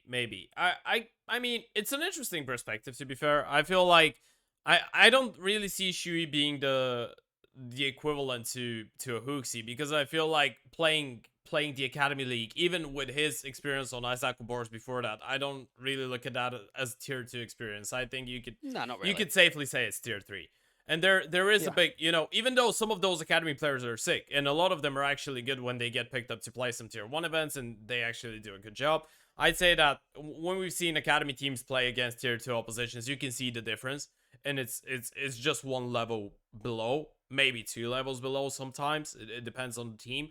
But yeah, I think that Chewy's been doing a really good job, considering that he was used to just playing against the other Academy League teams, and you know, now you need to play against some of the best players in the world. And even if you're playing against the G2 that has Hooksy, that G2 still has an Eco, still has a JKS, still has a Modesty, still has all of those guys, a Hunter, still has all of those players that, well, you've been playing against, let's say, their supporting staff in the We Play Academy League, and now you're playing against them, and you're still able to do a good job. I feel like for him, it's really important that the balloon doesn't blow up. And I really hope that he's going to be able to, you know, keep on grinding and keep on developing. And he's not going to put too high of, you know, expectations towards himself mentally after those first 2 months. Because I think for a young player, it's really easy to get carried away after, you know, as Dweg said, you've played 4 events in this team. And 3 of them are relatively huge LAN events, right? Yeah. So after that, you might find it a little bit tough to, you know, have to take a step back and play those online leagues and be as focused. They're gonna play them 100%, right? Because it's an organization that wants to play those tournaments, and they need to play those tournaments. But mentally, you need to be able to, you know, take the step back and be like, okay, I need to be as focused here. Obviously, I'm not gonna be as hyped up as when I was playing the major or the LAN event or the Elisa or whatever, but you still need to be able to take those tournaments seriously, because we've seen that those tournaments can actually make a big difference for the mental of a lot of teams going into a major. You know, maybe Bar, a BNE, and a Spirit. I wouldn't put them in the same category. I'd say Bar or Spirit, because, you know, Spirit have been they've been having the same results as a lot of the, I'd say, fairly mediocre tier 2 teams in those environments. Whenever they get invited to a tournament like that, they just get absolutely destroyed, and then they go to a major and play the playoffs. But yeah, that's just Chopper's magic, I'd say. But yeah, moving forward, I'd actually want us to go into well, you know what, we can finish off with Group A. We can finish off the group stage here, and then get into it a little bit later. We're gonna just go team by team and move forward like that. Thoughts on Big and what happened there, because obviously they had a really good run, made it into the finals as well. Group stage was a little bit hectic there for a second. There was even that moment when people were thinking that they wouldn't make it through. To be fair, I was hoping for a second, even though I'm a big supporter of German CS, and we're gonna get to that, I'm gonna say why. I was hoping for a second that Gamer Leisure would make it instead of Big, because I was thinking that Big without a syrsoN would have a really tough time to perform on stage, because so far it felt like the past couple months it's been either syrsoN or TheEternalJay sometimes. But then I just go like, surely TheEternalJay's not going to be able to just hero carry the team throughout an entire tournament, right? Surely he's going to have like 1 or 2 good games, and then as soon as he doesn't pop off massively, even though he's one of the best IGLs you could say right now in the world, they're going to get absolutely destroyed because they don't have their Oper. But they still had a pretty successful tournament. I think you have to give credit where it's due to Big for doing what they've been able to do, even with a stand-in, and they've had so many stand-ins this year. It's been a little bit. Well, at this point, who's a stand-in and who's actually a part of the team? That's the question that Dweg was asking a couple days ago, right? Is like, you know, who is actually part of this team? Because the way they've been wording a lot of these tweets has been very, very weird. Oh yeah, they worded it as syn is a part of the team right now, right? Yeah. That's how they worded it on social media. Yeah, and as far as I was aware, he was just standing in for the time being, right, just to get through the major cycle because of the how the RMRs work. And I was like, okay, well, fair enough. I mean, just stick with him, give the kid a chance, and give him an opportunity to raise his game a little bit on the tier 1 stage. Whether they cracks under that pressure is yet to be seen. And then obviously his own like position within the team was assumed always to be a stand-in. That has not been the case apparently, or is it? Or we don't know really. And then that's also on top of the other stand-ins where they've had like players in and out over the last few tournaments. This was one of those cases, and I had my doubts as to what Big could be able to do. So you have to give him credit for making the grand finals under those circumstances, right? Like, was it Eminem saying, I have no idea how they're able to have this level of consistency to do stuff at these events, even though they're the most inconsistent tier 1 team known to mankind. Like, you know, that you have to give praise where it's due in that sense, because I mean, as you're right to assume that, Ted. Like, you're right to sort of say, are they going to do anything decent? Because can you do anything decent in that environment? Typical sort of like logic says no, but they made the grand final, so that should be commended at the very least for me. Yeah, I don't think I can get behind them being one of the most inconsistent teams when you don't have a stable 5. Like, of course you're going to be inconsistent when you don't have your full 5. There's no other way about it. I would say, though, I mean, here's the thing though, Dweg, right? Even with their main 5, they would go on to beat FaZe of the RMR, then get shit on by fucking Trident or some shit, right, during an online tournament. Like, that's just the way Big are for some reason. That's just Big online that have just not been able to perform like they have online. Like, if we look at their online versus online, it's kind of the same. LAN versus LAN is kind of the same. Online versus LAN is a very different argument with them. One thing I would add, though, is that this is an incredible result for Big because this is the worst case of a stand-in. Other times it's been like, all right, Farfan's out or maybe a Crimbo's out. That's a rifler for a rifler. This time it's your AWP not playing without having an AWP to stand in. Like, that makes this so much more worthy of how important and how great this tournament run was from them, knowing that in the group stage, Farfan was AWPing, Keto was AWPing. You get to the stage, tabseN was AWPing in the game against 500, and then Keto was AWPing T-side and Mirage against Sprout. So it's like, you've got 4 different players on this team that are having to pick up the big green just because you don't have an AWPer. So this was probably the toughest stand-in tournament that they had so far, just off of the roles alone. Yeah, absolutely. And it's the fact that we can emphasize on the fact that Big is the team that relies on their AWPer a lot, right? Because there's other teams that, you know, rely on their AWPer to do a lot more, let's say, support work or whatever. And, you know, the AWPer might not be the star of the show. Let's say for an Astralis. I think for Astralis, if you need to, obviously, we don't know how they're going to be with Device now. But when you think about, you know, Farlick being out and having... even if you don't have a stellar AWPer and you just have Glaive that has to pick up the AWP, for them the difference isn't going to be that big, right? Because you still have blameF, who's the big star of the show. But then you look at I think I looked at the ratings and the stats for Big, like individually, every single player before the start of the Elisa. And the difference was something like 0.2 between syrsoN and the player after him, the second highest rated player, which is massive. I mean, especially on that kind of level, right? Normally you have at least another person that's going to be able to hold his own and it'd be a little bit near. But then that's like, well, I'm not sure if it's like even Na'Vi playing without Simple because you still have Bit, you still have Electronic. It's even worse than that. It's like Vitality playing without ZywOo when no one else is in the server.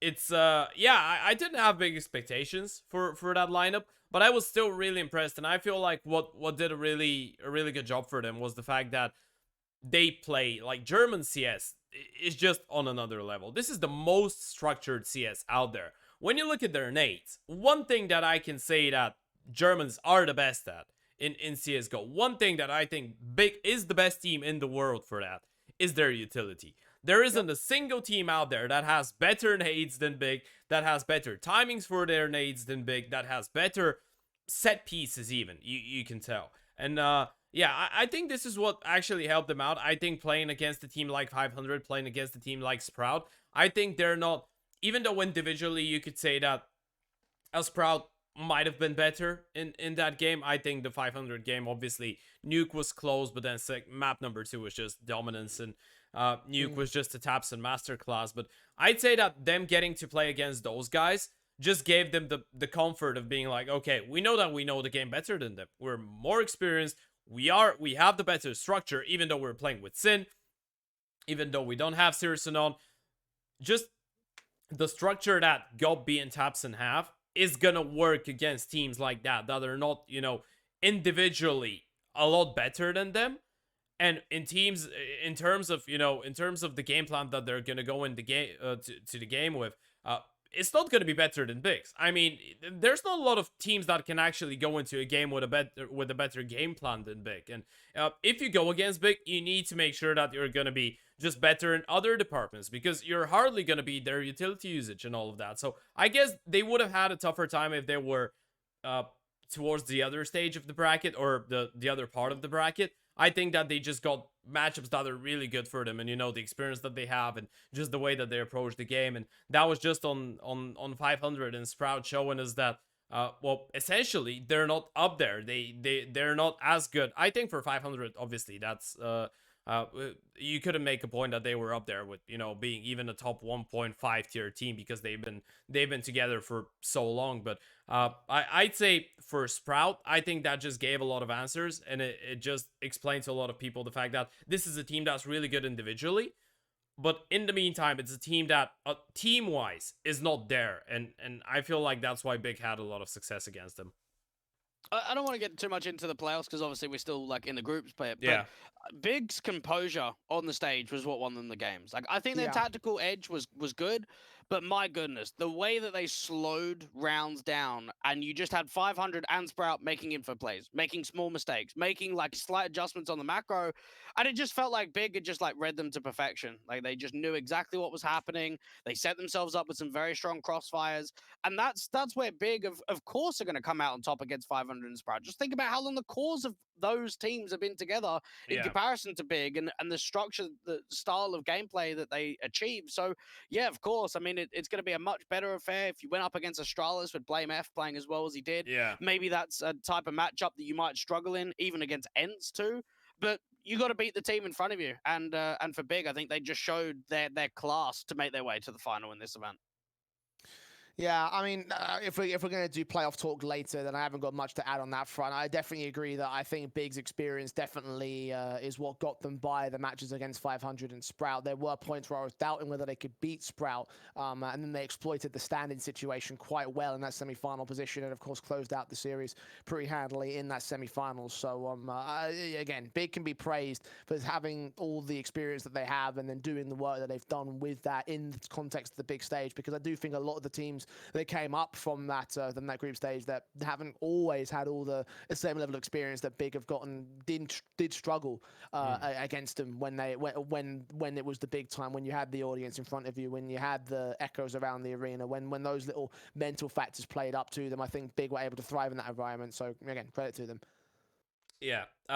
I guess, yeah, obviously we wanted to focus on the group stage. I just got a little bit carried away, but yeah, we can go forward in Group A. Obviously, we still have Ents and Sprout. What were your thoughts on Ents in this group stage? I think that Ents was one of the teams that actually went into this tournament absolutely having to perform well. They were one of the teams that didn't really have failure as an option right there.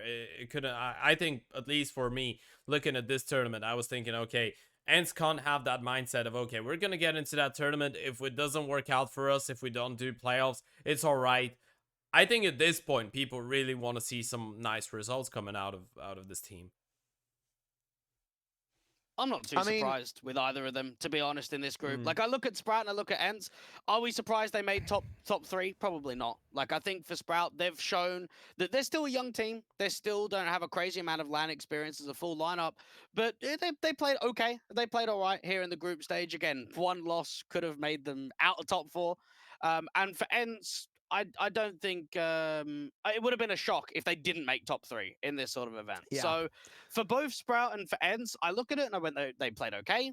They came close in some margins. There were a couple of maps that were probably too down to the wire. But yeah, no surprises for me of either of those teams. I mean, I'm more surprised at Sprout because, again, I had Gamer Legion above them personally, just because of recent successes that Gamer Legion have taken. I had Ents pretty handily going through this group stage. So, again, I'm not too shocked at that one. And then obviously, like, being the home crowd, in air quotes, team, there are high expectations for them in Finland, let alone in this particular event. So, yeah, again, it doesn't shock me, that one. Sprout, I do think they cut it a little bit too close against Gamer Legion with that overtime, and we talked about that whole situation to death. But the fact that even if they had lost that matchup, they still would have been tied up with Gamer Legion in terms of the head-to-heads, and still would have gone out, has just proven how great this group stage really was for them.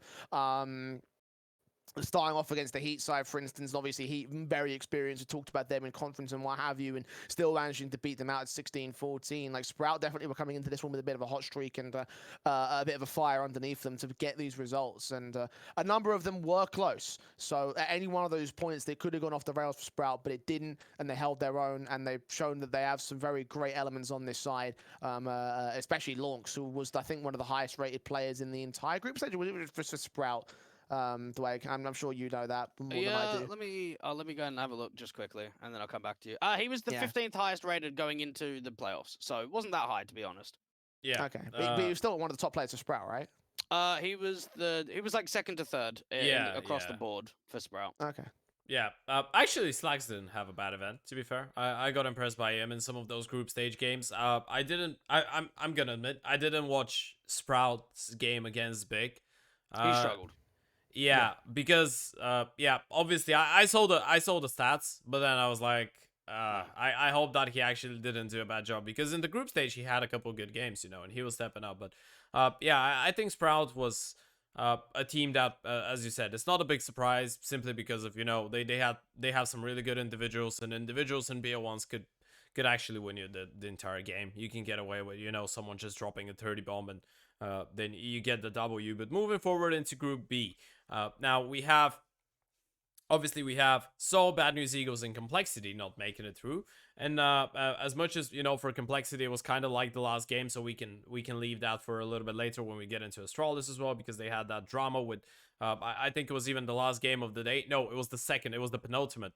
It was the penultimate game of the day. It was the second to last game of the day. They played against Astralis, lost that one, didn't make it through. Astralis went into the playoffs. But in terms of SO and BNE, Dweg, was there something that actually disappointed you? And I'd say that maybe you could be lingering a little bit around BNE more when you say disappointment, right? Yeah, for sure. Look, personally, I didn't even see them qualifying to this event. So the fact that they're here, it's like great. We get to see the veterans and the youngsters play on LAN again. They're never a threatening team, though. If we're gonna be real with ourselves, I don't think they're a threatening team in tier 2. I don't think they're a threatening team with this lineup in this sort of LAN situations. Of course, you'll take every opportunity as it comes. Like, there'll never be a team to say, "Oh, but we didn't deserve it." I mean, if you made the spot, you made the spot. Simple as that. But for sure, I wasn't expecting a massive amount, and I think they showed that in the group. So yeah, not really too much to go on there. For BNE, I think they'll be quite disappointed in themselves. I think that they've had a very successful year. They've had a very good year. Yeah. And this is not the way to end the year on a high note. That's for sure. I mean, I'm certainly looking with a bit more of rose-tinted glasses when it comes to BNE, because no matter what they do, you can count them as a successful roster already, right? Because of you think about the story of who BNE are, right? They aren't pro players in the traditional sense. They're a bunch of guys that got together in an internet cafe and said, "Let's fucking play CS," and then just so happened that they went off to the major, did incredible things, looked like a very sharp team at the tier 2 level, and went up to that position in the right position. I think that in the grand scale of things, again, BNE, you can't really rag on too much. I do think, however, for a team that made legends in the major, going behind 3 squads actually, that didn't even get close to the major, is something to be disappointed at for the BNE side. Because on paper, you look at their group stage and say they should be second or third.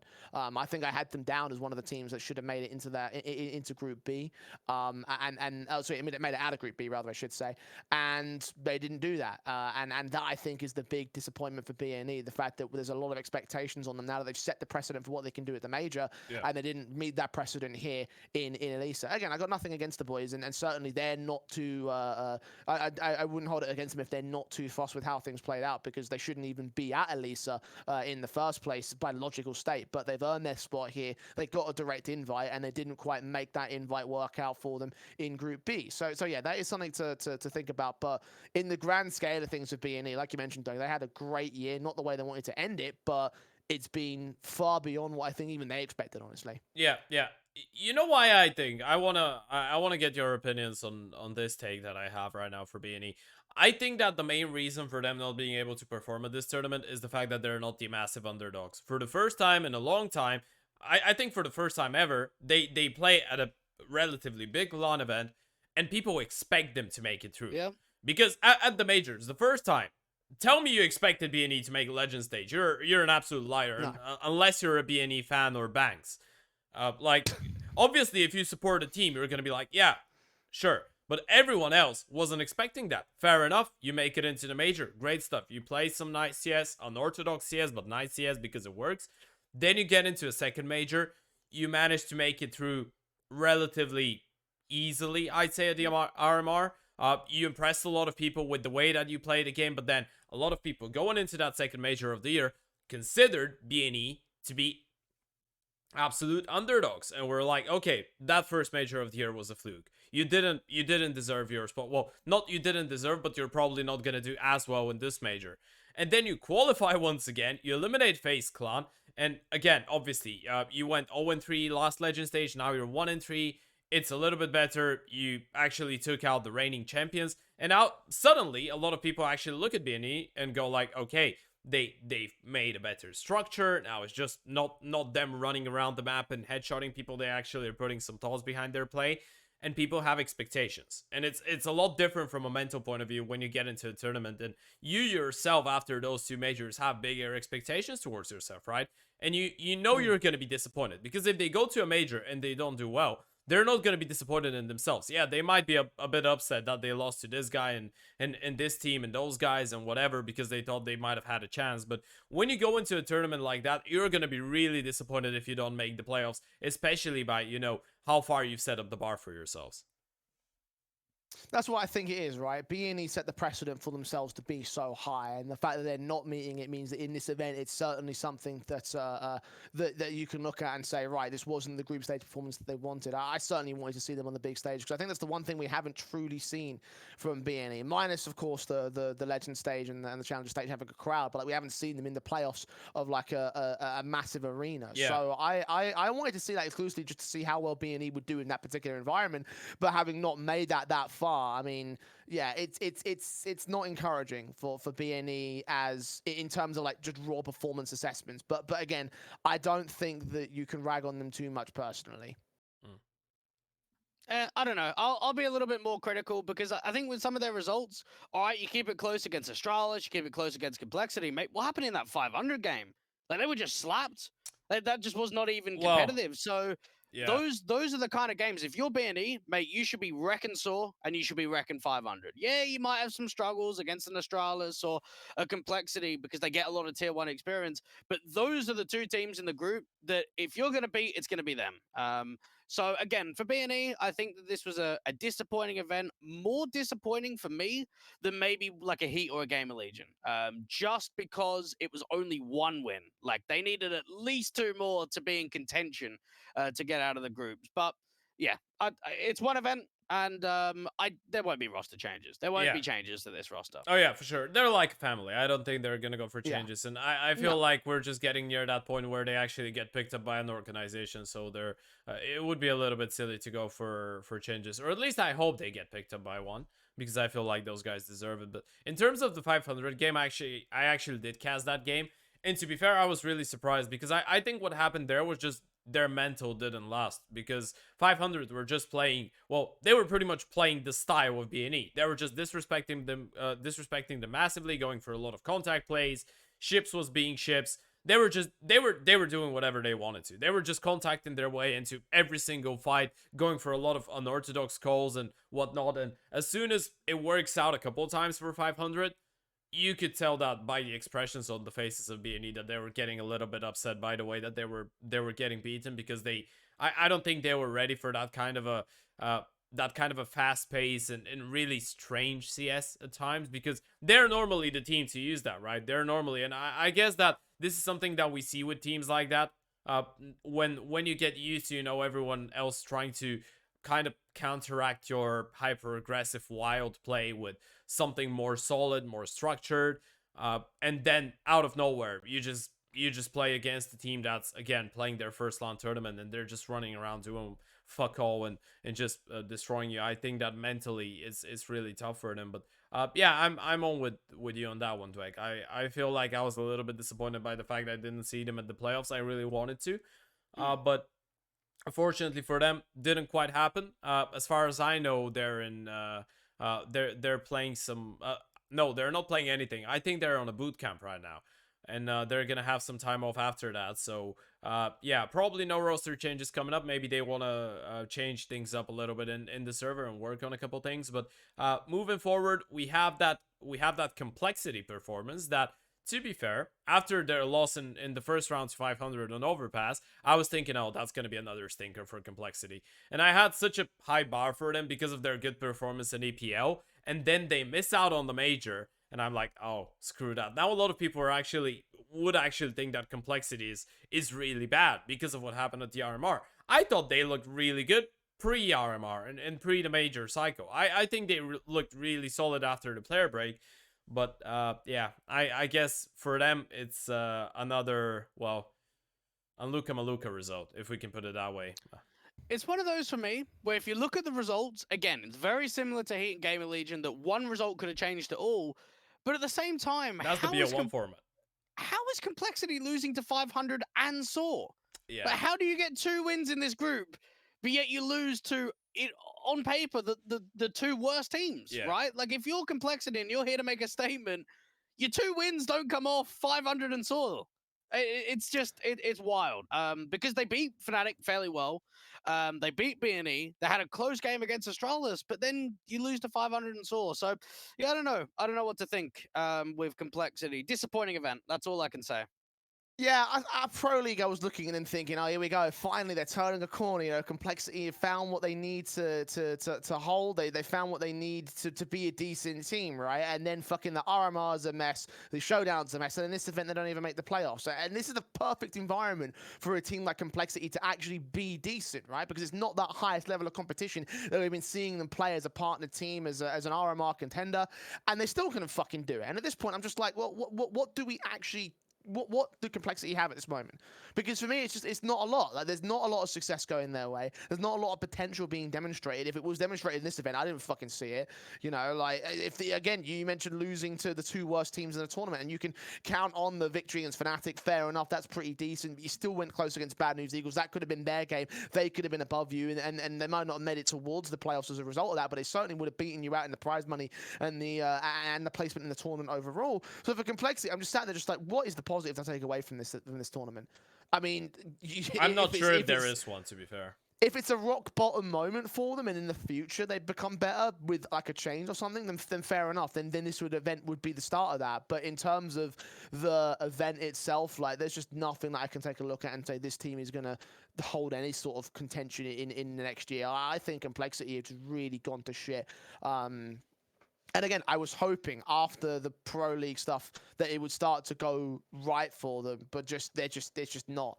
It's just not. And for me, like I had high hopes for Complexity, right? Because they've got good players. They've got Floppy. They've got Grim. They've got Holzerk, and these guys just aren't being, I don't know what it is, right? You know, even when they have good performances, even when they place highly in terms of the tournaments, like I'm just bringing up the numbers very quickly to see how well these guys did as individuals, right? Like, but we count on these guys as being the players to watch out for, and all 3, and alongside Fang as well, those guys were posting green ratings for the core of the team, but still that wasn't enough to get them past the fucking group stage. Like, something is fundamentally wrong with Complexity, and it shouldn't be, because they're backed by so much money, and they still can't find success. And at this point, it's like, what do you do? What do you do?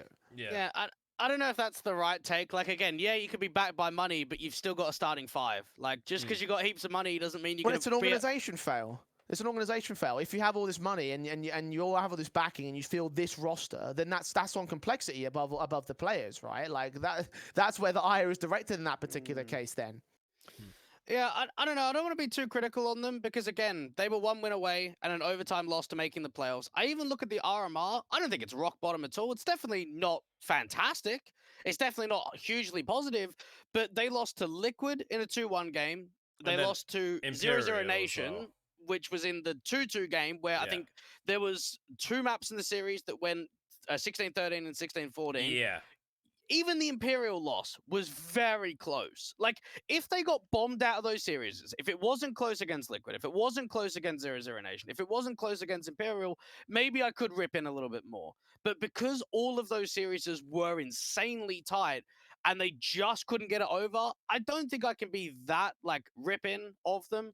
Again, I don't think it's been a hugely successful year, but I don't think it's rock bottom either for Complexity. Yeah, I'm actually willing to agree with that. I feel like it's a team that a lot of people actually look at the organization and just know that Complexity is a tier 1 org, right? So a lot of people expect them to be putting on tier 1 performances, which they haven't been.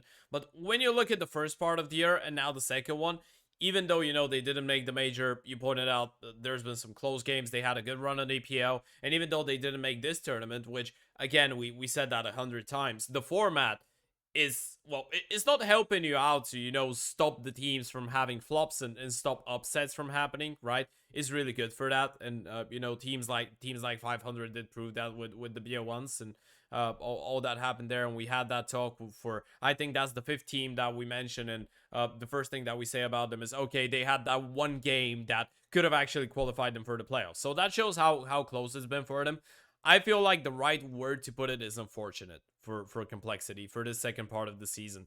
I think that when you look at the team and think about one round being the difference maker again against Imperial, one round being the difference maker in a close game against 500 or so in this tournament, and if they did make the major, even if they go out in the challenger stage, they're at the major. If they did make the playoffs here, we'd be singing another song, right? We wouldn't be saying they were spectacular. We wouldn't be saying they're the best in the world or whatever. But we'd be like, okay, you know what? They're decent. They are decent. They're able to put on some nice results. So I feel like for them, the margin is just really thin. And I actually like the team. One thing I don't like is I think this is a thing that for NA teams overall, but I did cast the game against Astralis. They flopped that one massively. That was their game. They had to win that game. And then suddenly Christo, who was like 8-20 on the AWP, picks up the rifle and just double entries 3 rounds in a row, and Astralis turned things around. But it was Complexity's game to win on Nuke, and I thought they looked quite solid. So for me, it's maybe, you know, I feel like a lot of those teams, especially Complexity, that's the energy I'm getting. They get into a 13-8 or let's say a fairly comfortable lead. I feel like even though they're still taking it seriously, I think they're getting into a bit of a lighter mood in terms of the game, and they just start believing that it's gonna be really easy to close it out. And I feel like that's just played a massive role, and they just can't close their games. And there's been a fair amount of upsets, as you pointed out, Dweg. A lot of close games that they were actually, in most of those games, if you go back into it, in a lot of them, they were actually in the role of the favorite. They were the team that was closer to getting up to 16. But then you get into that 14, 15 rounds, and they just start flopping everything. And that's no pun intended with floppy. But I just like the way that they play the game. I think they have some nice players. And I can't really explain to myself why they're not able to close out their games. Because this is the difference between them being, you know, as Jay put it, fairly disappointing in the end of the season, and actually being a decent project. And, you know, a project that people are going to look into and be like, okay, you know what? I can see how Complexity can work out. I think it just shows they're one change away to at least making that next step. Yeah, I think that's how you can break it down. Because again, if you would have made it to the major and qualified here, I think we both all would have sat here and said Complexity have been average. They've been okay. They've shown us some good signs. They've shown us some weaker signs. And it's probably not as negative as if you don't qualify to the major and you don't qualify to the playoffs here of Elisa. So yeah, they might just be one good change away. Just one war roster change of putting themselves in a little bit more of a threatening position in the tier 1 atmosphere. I think the fact that we're saying, you know, if they had done a little bit better than we'd be saying they're a decent team is really kind of telling as to how highly we really value Complexity here. Because if we're talking about decent, let alone fucking good, it's like, well, you know, not a lot of stock left in Complexity at this stage. No, I don't disagree, right? I think that there's got to be a bit more of a shift. I mean, we were talking about it during the podcast a couple of days ago that maybe you might need to change up JT and TC and have a much more structural IGL and coach move to bring things back for Complexity. And I don't disagree with that being the right sort of move to make. I think the next concern is obviously who do you get in their place, which is always going to be the concern when you have a North American-based team. Well, maybe it could well be Shuri. I think Dweg had a good suggestion of the Bulgarians in what was it, Bubble and Bubble and Punisher, I thought would be a decent change for those two. I actually reckon that is a good idea. I reckon at this point, if you're Complexity, you make that risk just because you need to change something. We've had like what 2 roster changes this year. At that, what do they have? They had Junior out, Holzerk in, and then. That's it. That was it. They had on outside of that, it's been the exact same team since January, and you've just let it stagnate and plateau and just sit there and do fuck all this year. At this point, yes, make that change, make the difference, and just bring in a fundamentally better, just anything to do something decent, right? And that's all I'm looking for at this stage, decency. I don't think Elisa was decent for Complexity, right? But there needs to just, again, I want to see fundamental change for Complexity because I'm a big fan of this team, you know, and I want to see them have success, and we just haven't seen any of that throughout all of 2022. Well, I'll ask you this, Jay. What impresses you about Complexity? Just some of the individuals at certain periods, right? Fang had a good tournament for me. So that's the thing. In certain periods, we're never looking at this team having one guy that's going to be consistent in every single event. I don't think I've ever casted a Complexity. We've done it in Pro League. We've done it in these sort of events where you're not always saying, okay, Grim's going to be the guy to watch out for. It feels like depending on the day, we're looking at a Grim, we're looking at a Holzerk, we're looking at a Floppy. Like, we're not getting that consistency. And maybe that's what the one change is away of setting up some of these players to just always be that guy rather than, oh, well, it might be one of these three. And in fact, it might actually be none of them. Well, the fact that we can talk about Fang, Hallzark, Floppy, Grim as potentially being the guys to watch out for, as potentially being the ones that might pop off. From there on, Complexity's aim is to refine those guys to consistently be the one guy, or maybe even the 4 guys that you can have, right? If you have 4 fucking amazing players firing on all cylinders, doing absolute work in a matchup, there you go. You win the fucking tournament, right? Okay, maybe it's not. I mean, obviously in theory, right? Where the individuals that we have just need that refinement to consistently be that level and consistently be the guys that do have the impact, backed up by decent tactics and backed up by a good support system around them. Complexity have the potential to do all these things. And yeah, I that's why I'm a big fan of the whole Bubble and Punisher idea that you theorized there, Dweg. Like, you know, I think that could be the change that makes the difference. Whether or not they'll make it, whether or not it will be, is of course a difference in terms of what we could do it is difference in terms of, like, you know, the fantasy that we have, but we'll just see. You know, again, I think Complexity at this point just make a fucking change. You know, just do something. The bottom line has to be, there's no way you keep this starting 5 going into next year. Like, there's Yeah. at least one change. There's at least one. one. I think if you want to change something, I'm completely on with you about the IGL change. I feel like in NA, you can't actually argue about if Fang is a good player, if Hallzark is a good player, if Floppy is a good player. You can't argue about those individuals, right? Grim obviously is a really good player. Individually, you can't be out there saying, okay, I don't think Grim has the level to be on Complexity. He does. I mean, yeah, okay, he might not be the brightest 2 in the shed. He might not be the best, like, he might not be a tier 1 guy. He could be, though. Yeah, he could be. He could be. He's still fairly young, right? Even though, you know, he had his time in Liquid, and I think that's why a lot of people actually look at him from, you know, kind of like the watch the player perspective, even though he's so young still. But I guess, like, changing the IGL, even though I actually like JT, I like the fact that he's trying to have a lot of atmosphere in his teams, and, you know, the connection that he builds up with his players, I think is really good. But I feel like at this point, you just look into maybe an EU IGL, and that's why, you know, I'm still thinking about the Punisher and Bubble move. I was not expecting that. And I just realized that, Dweg, you might be the biggest Bulgarian CS fan out there. No, it's bar not me, just by that. the way. It's Maybe more a bigger so- one than talking me. about 500, mate. Yeah. Man, I wouldn't say Bubble and Punisher to Complexity. It's more so because I know Bubble's been in North America before. Like, I know Yeah, that he was on went out there Rogue with Rogue, Victor. wasn't Yeah, he? yeah. He's been out there before. He's a free agent. He's been able to prove himself to bring up young squads and take them to the next level. And I think he's ready for a new challenge. You know, he's brought up Fiend, he's brought up Skade. Okay, maybe towards the end of the life cycle there, it wasn't the best. I think he's ready for a new challenge, and he's going to be one of the options. Again, there are plenty of options. Yeah, there are many names that can be in that hat. But to me, I would at least throw the name in the hat. I'd at least put it down to, all right, let's watch a couple of demos. Let's have a chat with him on an interview. Is he going to be the one for the team? Maybe not, but put him in the conversation. Yeah, it could be. It's going to be interesting for sure. I think that Complexity will have some interesting news for us maybe in the next, let's say, month or so. Yeah. And I hope they're going to pick up a nice move. Obviously, we were speaking about the IGL. They might decide to change something else, but I do. Yeah. The bottom line of it is that they need to change something, and we can all agree on that, and we hope that it's going to be for the better. But going into the 3 teams that actually did make it through the playoffs in Group B, because you know, we're taking our sweet time, and I don't want us to go over and go into a 3-hour podcast here. But yeah, I'm with you, Ted. Let's get it going. Yeah. Okay, so obviously before getting into the playoffs, we're gonna put some more detail into Astralis 500 and Fnatic going into the playoffs. But initial thoughts based on their performance, simply and strictly in the group stage, and your expectations maybe towards them before the start of this stage of the tournament, Dweg. Well, 500 thoroughly surprised me. I was very happy. And I think I even put a tweet out saying, like, if you underestimate 500 in this event, you've already lost. And then fucking look what happens in the group stage. A lot of teams underestimated 500 for my money. Yeah, look, I think they're not a LAN team, but they're a very strong core. They play exciting CS, and I think when you've got Ships and at least Denny working together with a lot of impact, and you get Rainwaker involved in those 1vx's, I feel like every time he's in a 2vx or 1vx, he just makes it happen. Yeah. And I think you do have one of what I would say the strongest core 3s out of the majority of tier 2 teams here.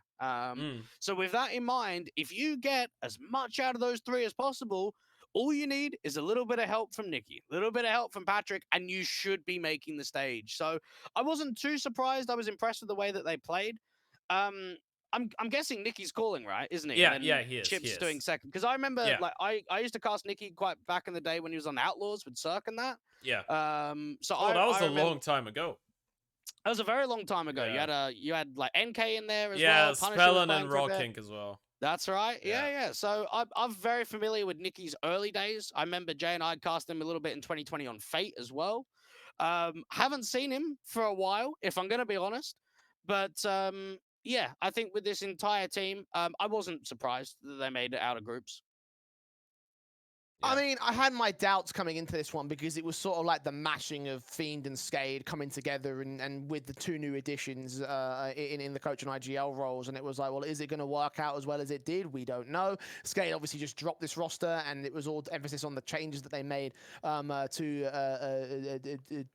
the outer core. And that was like my big concern is can 500 replicate that same sort of success? And I think that in the studio environment, at least, they certainly did. Even so much so that they 16-1 fucking Astralis. Yeah. Which, if you ever told me Fiend or Skade would 16-1 Astralis, I know it's a different team, but you know, just thinking about that name always brings back all of the era-defining team. That's all I always think about with Astralis. But it's like, fucking hell, that is a ridiculous result to take, even in a best of one environment. Like, they severely underestimated the firepower that they would bring on that Bulgarian team. Yeah.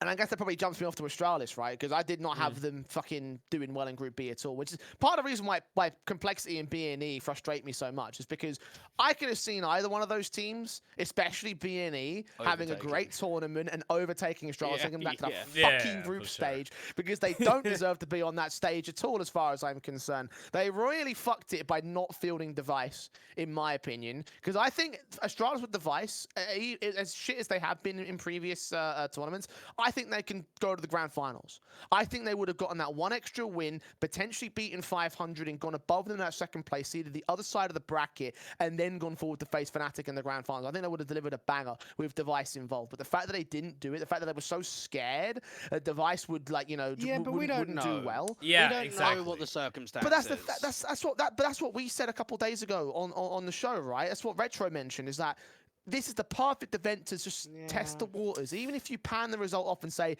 this is a scrim event and just play how you want to play, see if you can settle in Device, and we'll go based on how you feel in Elisa Masters. Now the next time we could possibly see Device on Astralis, assuming they even want to field him in the first place, would be Pro League, and we've missed that opportunity to see whether or not he's still as good as he used to be. And I think that for Astralis, they missed the mark here on this one. Device might not have been playing for a while, but he's still one of the best AWPers that we've ever seen. Still was at the prime of his career when he moved to NIP, and I think that in this event they could have done much better than they did in the group stage alone, and let alone how things played off in the playoffs for me. Yeah, I think I can give you the other perspective here, to be fair.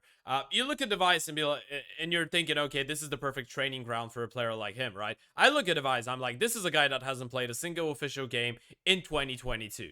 If he goes to that event and doesn't do well, because he said that individually he's feeling well, but that's on the back of faces. Media. Exactly. That's what I mean. Like, for your mental, you're a Device. You're not, I don't think, if you make the same argument about, let's say, Sinners pick up Oscar, of course he's gonna go and play the tournament, right? You're a Device. You're still one of the biggest names in the history of this game, and people have big expectations of you joining Astralis. Imagine you go over, you play Elisa, which is not a tier 1 tournament, and you flop it completely. That's gonna be normal because you haven't played officials in God knows how long, God knows, in 11 months. And you haven't played with this team for, what, 2 years nearly? A year and a half, or maybe a little bit more than that with the Danes and all of that. So I guess if Device was to play that tournament, there was a big chance that Astralis wouldn't have done better. There was a good chance that Device would have done a better job on the AWP than Crystal did. Sure, okay. But there was as well the chance of Device just flopping the tournament, and you know, not because of his individual performance, but because of other factors and whatnot. And then the backlash would have been really serious, and then it would have been a lot tougher for Astralis to actually prove that this was the right move. So I guess they risk of being criticized for not getting him into the lineup. They risk, you know, not doing that well with this tournament. But in the same time, they're giving Device more space. And they're holding on to that idea that Device is going to be the savior. Because you know, they didn't do bad at the tournament. They still made playoffs. But let's say they go out in the group stage. People would still think that Device could be the savior of this team. But if Device plays the tournament and they go out in the group stage, then fuck all. What are we doing? Yeah, I'm sort of in agreement with TEDD, because I think if you're not ready, you're not ready. Simple as that, okay? Whether it comes down to a player choice, whether it comes down to an organization choice, we don't know. We don't have that information in front of us to make tangible evidence to create much of a conversation here. Is he a better AWP player than Cristo? Yes, 100%. Is the result going to be better? Maybe not. We don't know. Yeah. You don't. So I think here, one thing that we have said in the past is that tier 1 teams can often do better against other tier 1 competition on land rather than maybe teams they're not familiar with.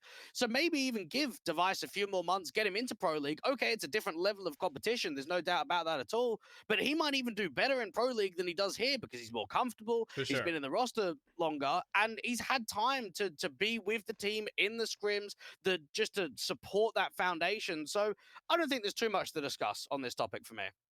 Equally so, though, if he goes to Pro League and he bombs out there, the backlash is going to be even worse because everyone's got their eyes on those tournaments. And for me, it would be better to test the waters, right? Because I mean, if you're a pro player and you can't deal with public criticism, then what are you even fucking doing being a pro player, as far as I'm concerned? But why are you testing the waters when you want to make it the most competitive event possible? Like, you can sit there from Device's point of view and say, oh, well, this is a great chance to farm against the crap teams and to do okay. But if Astralis think that they can do better without him because he's so new and he's so fresh to the whole level of competition again, you've got to put a lineup forward that's going to be more competitive. And do you really think Cristo is going to be more competitive than Device on this roster? I think it's about like Device. To be fair. Yeah, that's what I'm saying. It's like, you know, if you're Astralis and you want to put together the best roster, I'm sorry, Cristo doesn't cut it. He was the lowest ranked player in this tournament, right? And, but it's not just numbers, and I don't think Astralis loses anything by that. I don't think Astralis gets harmed because Cristo is the lowest rated player in the tournament. I think for Device, I'm completely on with Dweg on this one. Players like Device are gonna have a lot more. They're gonna have a lot more of an easy time playing in Pro League when even though they haven't played the game for the last year, they would have. In the Elisa Masters, right? You get matched up against, let's say, a 500. All of those guys have like 200 hours past 2 weeks individually. Like, I mean, you're gonna have a tough time playing against some of those teams. Playing against a BNE, a 500, even a SO. Imagine how tough it would be for you to play against those guys because they're not used to playing that level of CS, right? Device has never been used to playing against those types of players long term, and now he hasn't played the game for 1 year. You bring him back in, well, I'd say circumstances that he hasn't been under in, well, maybe more than 7, 8 years, 9 years since he's played against people like that. So I guess you want to make him comfortable. You want to bring him back for a tournament that he's played multiple times. He's won a couple times as well. And even if he does bad at Pro League, I would never see the backlash being worse than him doing bad in Elisa Masters, right? I mean, I don't think it's gonna be that bad. I think if he does bad at Pro League, people are gonna be like, you know what, you didn't do great. Sure, fine. If someone is an Astralis hater, they might exaggerate it a little bit. But if I see a Device do badly in EPL, I'm not going to be criticizing him whatsoever. I'm going to give him like 2 months, and if he doesn't start stepping up in 2 months, I'm going to be like, okay, he's not ready for that.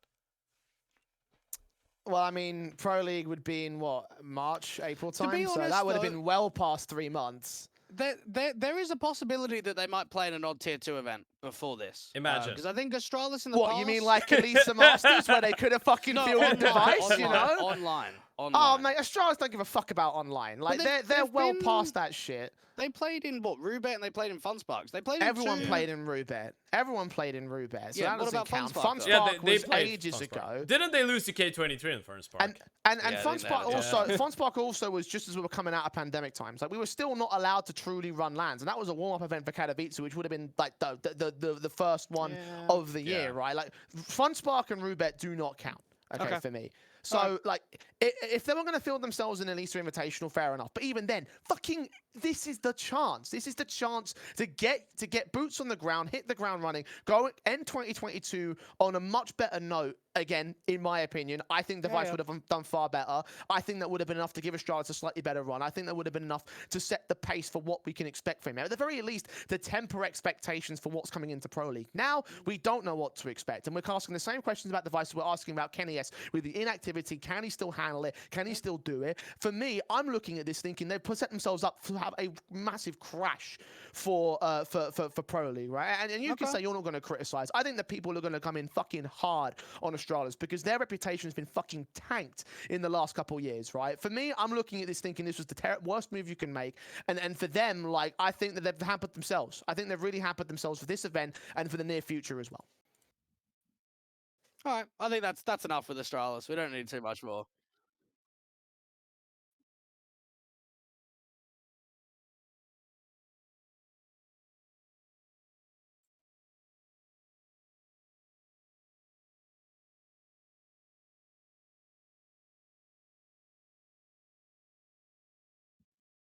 Yeah, it was fairly clean, wasn't it? Because they lost the complexity and that was it. Like everything else was fairly clean. I expected Fnatic to win the whole tournament. So I looked even at from that the beginning of the event. Yeah, I thought Fnatic were the hot favorites in the entire event. I thought they were going to lift the trophy and just bang it out, and that's what they did in the fucking group stage and in the playoffs. So I'm not shocked. So even before Big announced that they were playing with Sin, you still thought that heavy favorites. Heavy favorites. Okay. I thought that this was Big's tournament, to be fair. Before seeing syrsoN wasn't going to play. Yeah. I guess, like, if you put it that way, Fnatic is the only team that made it into the playoffs of the major, right? That played at the Elisa Masters. So that was the main reason why I did, right? And they look so impressive in my eyes in doing so. I know people are going to take a look at the individual results and pick them apart, but for me, making top 8, as Dweg says, you know, you got to beat the teams that are in front of you. That's exactly what Fnatic did, and that's pretty much what they almost did for the entirety of the this tournament as well. The only team they lost to was Complexity, which, to be fair, that did come out of nowhere, and they definitely came prepared for that. But even then, they bounced back so quick. They decimated Astralis. They took the victory against BNE, topped the group, semi-finals, easy pickings from there. You know, that's how it went for Fnatic. And even with the big situation, I thought Fnatic were going to win this tournament. They just looked like hot fire to me, and they look like hot fire in this tournament, in this group stage as well. Yeah, I don't know about that. I mean, anytime you've got Crims missing in an event with Pepzor standing in, I don't think you can just look at them off of the outset and say, yeah, they're going to win it, 100%. Like, there's not even anyone in contention. Because I think Ents were in contention. I think Big were in contention. Astralis, maybe not. But they were still in the conversation that they could be decent at this event. Complexity was kind of down that sort of line. B&E, if they can get into that form at the RMR and what they showed at the major. Like, I think, in my eyes, there wasn't a clear favorite at this event. There were quite a few number of teams that could have taken the whole thing. Once we got to the playoffs, though, that's a different story. Like, you always have to change the context. You always have to change the thought process, what you see in the groups and what you saw. And I thought for Fnatic, they stepped up their game from the group stage to the playoffs. And that's what impressed me at this event for them. Yeah, they show to be that kind of a team that just progressively becomes better with the tournament. And I feel like them actually getting into the BO3s made them look a lot more comfortable. Even though it's a good team for BO1s, they've shown that they're a good team for BO1s. In the BO3s, they were really good. And I think on that note, we can actually start speaking about the playoffs a little bit more, and, you know, the BO3 environment and all of that. And we can obviously speak about Fnatic straight on the back of it, but before getting into them and, you know, the lower part of the bracket, I want to hear your thoughts on Ents and Astralis and, you know, their run, as we're going to build it up into, you know, Fnatic playing Astralis and then moving into the finals. But what you think about that Astralis Ents victory? Because, to be fair, after the group stage, I wasn't really given a lot of credit to Astralis, and I would see, I see why, you know, playing Xyp9x and Glaive and blameF on stage and blameF being an absolute beast and all of that is going to be hard for Ents, but I thought that was a really good chance for Ents to actually take that victory and maybe make their way into the semis. Yeah, I was under the same impression, right? I looked at Virage, I said, oh, fuck, Astralis are in a little bit of deep shit, right? And then Astralis basically banked on the CT side being as staunch as it was for Ancient to get them past the finish line. And even then, Ents almost took it to overtime. That was a real missed opportunity for me for Ents to take a 2-0. And that's where I think it all went off the rails. Overpass obviously was a counter comeback, but then they got those 2 map points and you could see as Ents just really started to struggle. This whole series was pretty CT-sided in general, actually, which it disappointed me from both sides, because for Astralis, I can sympathize with the changes and the moves being made that you don't necessarily form a cohesive T half and T executions. For ENCE, though, I think that at this point they probably should have some decent T sides up them, and in this particular best of 3, they just didn't. I don't know if that was down to the pressure of the stage, but there was some real fucking shockers in the T side halves, and I was just there, just like, when are we going to see a good execution? When are we going to see a fucking, you know, decent hit from one of these two sides? Because we just didn't see many. I think this is very disappointing for ENCE, because they were the favorite in this best of 3. And you win map 1 of Mirage, looking fairly convincing. They just got off to some really slow starts on map 2 and map 3. They were down 2-11 on the first half of map 2, and they were down 4-14 on Overpass. Like, when you're down by those sort of margins on playoffs in a quarterfinal, mate, you shouldn't be winning the series. Like, I know it went to like 16-14 and it went to overtime, but even that shouldn't be happening. Yeah. Like, Astralis should have closed out map 2 and map 3 a lot earlier than what they actually did. And I think for ENCE, like, this is your first event in Finland in the last 3 years.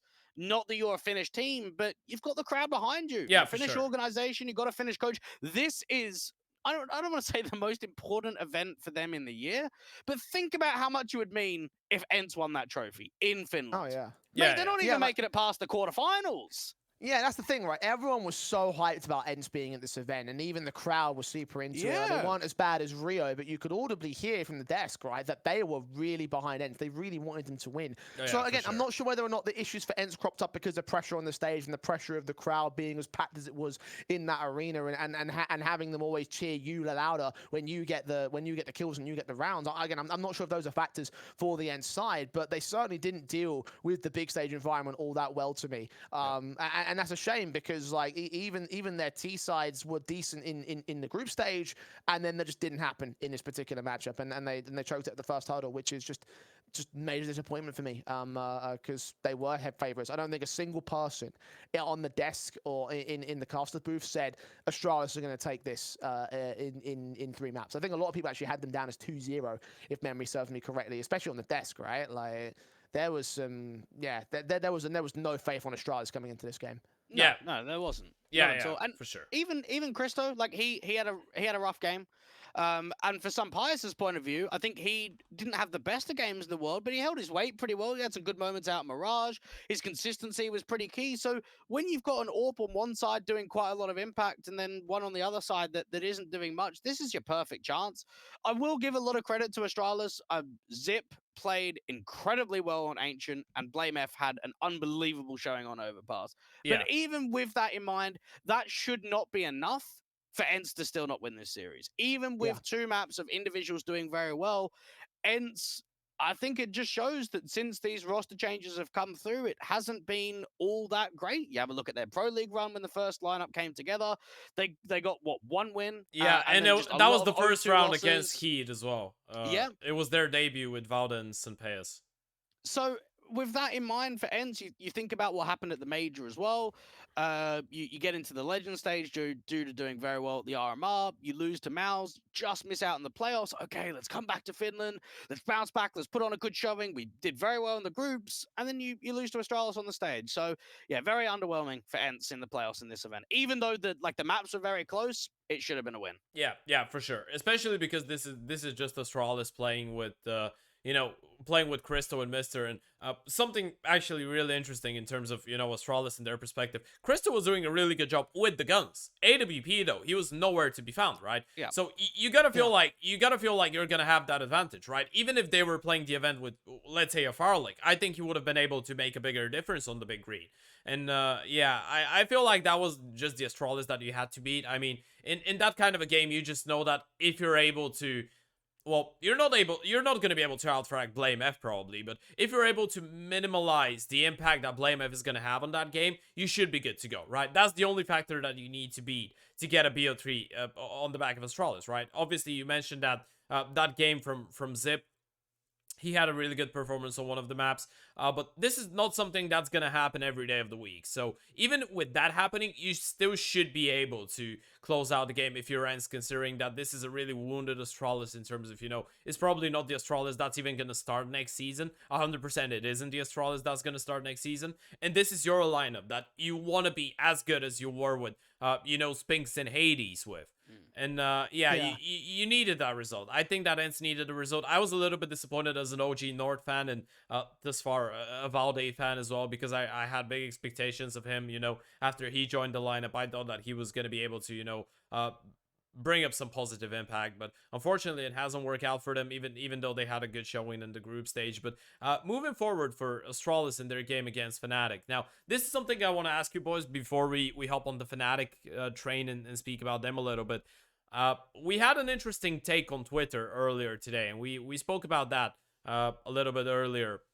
Yep. Before the start of it, we had Vu, shout out, obviously you can go and follow him at Vu Csgo, I believe it is, post up a really interesting statistic about blameF actually being an eco fragger, and I want to hear your opinion on this one, because I have a really strong opinion. I have a really strong take on that. I'm actually a blameF defender, but I'm gonna save it up for myself, and I know that myself and Dweg are probably gonna agree on what we say, so I really want to hear Jay first on this. I actually can, before you do that, because I haven't actually seen this graphic yet, and I'm not very can't see it all that well. I can send you the tweet if you want. Yeah, just send me the tweet real quick so I can just assess that. Yeah, for sure, see exactly yeah, what we got going on. Yeah, okay, yeah. Because that would be nice and handy to see the specifics of the stats that we're being talked about here. Let's have a look.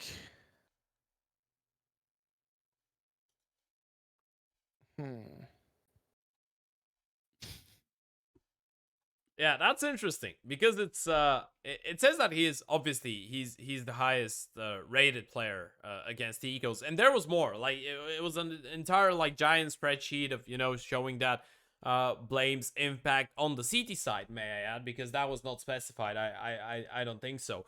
His CT side impact is mostly against ecos, and he's actually the highest rated. You know, he's not the highest KD against the Eagles. That's Zaiwu. But yeah, there was a lot of people, you know, giving a lot of backlash to blame, and, you know, the entire like blameF stuff, and, you know, having the stats because of the Eagles and all of that.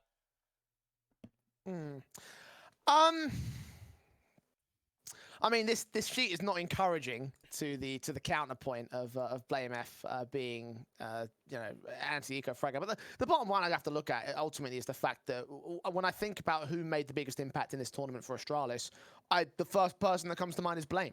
At the end of the day, because like he just was a monster at periods, right? He was the reason why Astralis did as well as they did for me, and that really is the that really has got to be the definitive factor. So I don't know if I agree with this. I mean, certainly this is a bit more context to add to the conversation, and I have to take a deeper dive into that, I think. But like, I think if you took blameF out of this roster, replaced him with someone else, Astralis wouldn't make it out of groups. Like he was the reason why Astralis went as far as they did, in my personal opinion, honestly. Yeah, I'm not a big fan of this graphic because sample size is just really small. Like if yeah, it that's included... a good point. Where did he get this from? Like when I think he just picked random players. I think so. Yeah, he just picked some of the good players in there. But something that we need to put into we need to emphasize and put a little bit of focus on. Not a lot of the players on this list actually play the same positions as blameF on the CT side. Yeah, no, there's not really much you can take with this, to be honest. I agree with Jay. I think if you just watch him play, no matter what the stats say, yeah, I think even Devilwart was talking about it on the desk that blameF had like a really high entry success rate on T side. Yeah. So like it's even showing in rifle rounds. He's trying to create space. He's trying to make entries happen. And I can guarantee that if we had another stand-in, right, like if someone else had to come through from Astralis and they lost blameF, there would be no way that they could play to that high level. They're not going out of groups, no chance. blameF played incredible at this event. And I would even say, Jay, that he was probably close to an MVP level of this event. When I see what he did in the playoffs and in the groups, like I know he didn't win the final, so you probably wouldn't give him MVP. But he would have been in that conversation because he just had an incredible event. He got Astralis out of some very uncomfortable rounds. He put in some very good clutches. And I just thought that was like just a classic blameF performance of what we saw in Espoo. Yeah. I think if they make finals, honestly, I'd give him the MVP award. Even if they probably could. Yeah, for sure. I mean, he was the biggest. I think he was the biggest difference maker in terms of like purely individual performance throughout the entire tournament. It's not like he had one or two good maps. He was really good. Every single time they win a map, it's because of him. And yeah, I guess I agree with you on the spreadsheet thing. I think it's really interesting because a lot of people gave a lot of serious backlash to blameF because of that. But I think something that you brought out, obviously Dweg spoke about on the desk, spoke about you know, him taking the initiative a little bit more on the T side. There was an interesting stat I think myself and Fi actually spoke about that on broadcast on day 2, is the fact that whenever Blame, if he was here, right, boys? yeah, it would have been sick, man. Imagine. I had to think about inviting him. Maybe next time. But yeah, it was. I think every single time Blame gets the entry on the T side, no, it's 80% of the rounds in which he gets the entry on the T side, they win them. Yeah. Or above it. It was above 80. I'm pretty sure it was above 80, but it was that's the bottom line. So you gotta feel like this guy, he does so much, especially on the T side. I mean, you even look at those stats on the CT side. That's because obviously he plays those positions where I mean on CT side, you look at the games, most of the time the other team has a set piece play on a half buy or whatever, they just go towards blameF and he mauls down 3 or 4. Does that mean that he is an eco fragger? Sure, why not? But they're winning the round. I mean, a lot of teams actually lose, and you'd find out that Astralis actually have a good conversion against half buys and ecos because of blameF's multi-kill potential. So I'd actually look at that as a positive. If he wasn't doing enough on the T side, fair enough, you can criticize. But on the T side, as you pointed out, he's opening up a lot of space. His lurks are really smart as well, right? He's not that, I don't think he's that typical, like, hyper defensive lurker anymore. I think that now he's emphasized the fact that he can jiggle a little bit with it, toy with it, open up a lot of space, set his team up for last second rotations, and then transition from being the guy to open up the space to being the lurker and, you know, cut off rotations of the enemy team. I think we had a lot of that happen in group stage and in playoffs as well. So yeah, I'm a big blameF defender, and I feel like if it wasn't for him, Astralis, not only for this event but for the past year, they wouldn't have had half the results that they did have. Obviously, taking into consideration that they had Config bring up some nice numbers every now and then, but he's not on the lineup anymore. So yeah, I guess Blame is the last person to actually be critical of in that Astralis lineup, and I actually don't see why people are being so critical of him, considering that if he's not on Astralis, they're gonna be rock bottom in a lot of those tournaments for me. It does excite me of the blameF and device combination that we'll see Oh, next yeah.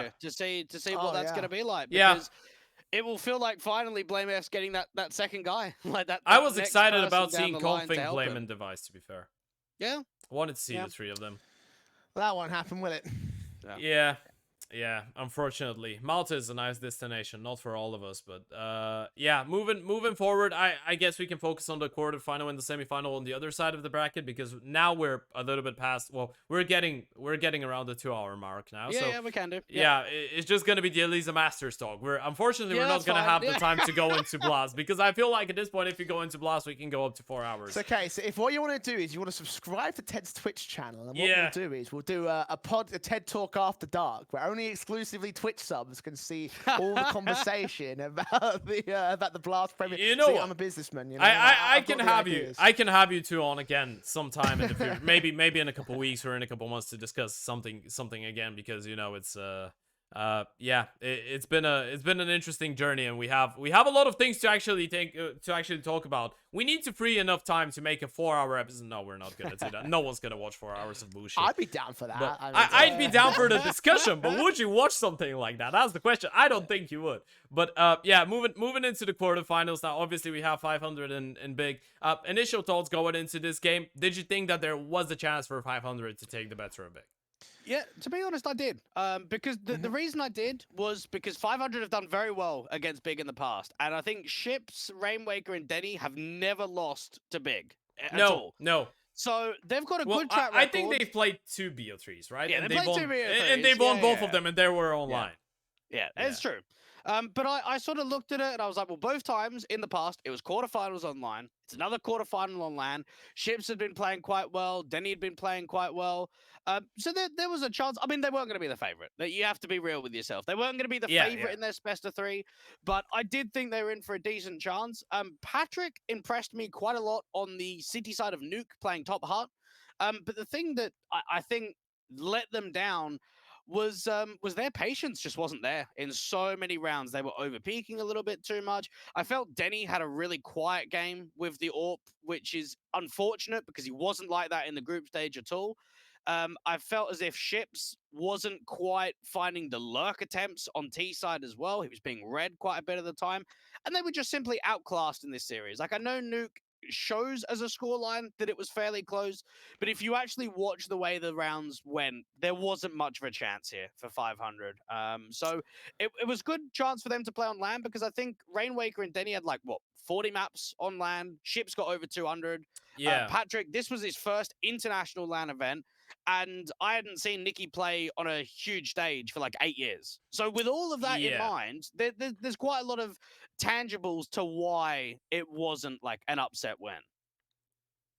Yeah, I mean, as I said during the group stage talk, I had a lot of doubts about 500 coming into this tournament, because I didn't know if they were going to live up to the expectations that we had for the Bulgarian teams that had been set last year during the Winter and Spring Invitationals. Because remember, 500 were invited on the basis of what Skade and Fiend did during those events. So there was a lot for me to prove as whether they'd actually do as well as they had done during that online era. I don't think they. I think that they went about as far as you could for a team that have only exclusively played online for all intents and purposes. Like, again, you mentioned the lack of LAN experience for them, and I think it showed during the quarterfinals. But for 500 on the whole, like, you have to be happy with this, right? Yeah, Who was it that did the stage interview with Parla, Dweg? Oh, that was Danny. That was Danny, I think. Yeah. Right, yeah. Danny turned around and he said, listen, like, we're here to play our kind of game. We're happy we've come this far. We're a brand new team, so this is already fantastic for us. If we win it, great. Obviously, our goal is to win because we think we can, but right now, we're just happy to even be here, right? And we're going to focus on the future if we lose today.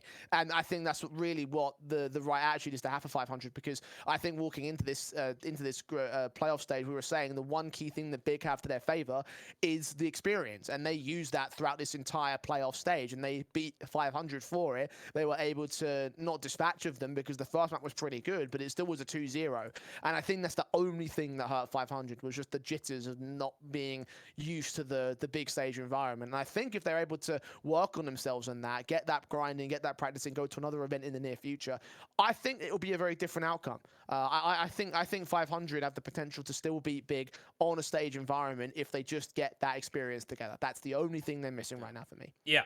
I think that's been the big problem with, composure and stuff like that, because you see you gave a really good example. I think it was Ships that you spoke about, Dweg.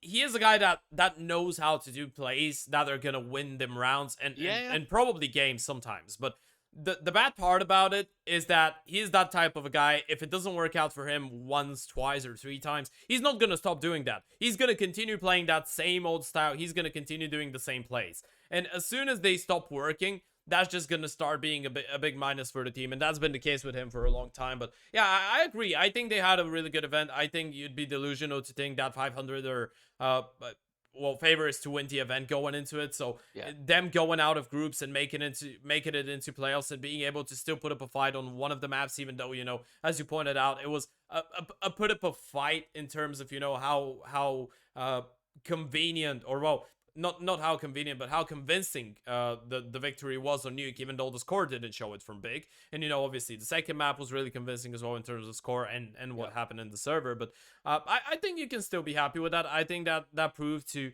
a lot of people that cohesion is a really big thing in CS, because I feel like I think it's quite obvious that Ships, Rainwaker, and Danny are having a lot more fun playing now than they did in the previous couple months with Skade. And even though when you put it to the plate and look at the two duels and be like, okay, is a Nikki and Patrick duel better than Bubble and Dreamer? Hell no, it isn't. Right? It's not when you compare the skill, when you compare the experience, all of that. But maybe you don't need just the on paper better. Maybe you need those two guys that are going to be a lot more calm. Patrick is a guy that never tilts in the server. Nikki is really calm as well. So you can tell that the environment is going to be a lot better. And I have a really hot take about them. It's going to be the last thing I say, and then we move forward to Big and to Big and Sprout. But one thing I want to say now, because I'm not going to regret it later on, and people can clip it and be like, okay, he told us. Rainwaker and Ships can play Tier 1 CS right now at this very moment. Those guys are ready to be snatched up by a Tier 1 team, be put in, I don't care where. Every single Tier 1 team out there, they can make it work. I'm 100% sure. And I'm not saying that, maybe there's a little bit of Bulgarian bias, but I'm not saying that because of that. I'm not saying that because I'm Bulgarian. You know, I'm gonna hype up every single good Bulgarian player out there and be like, okay, they're ready for tier 1.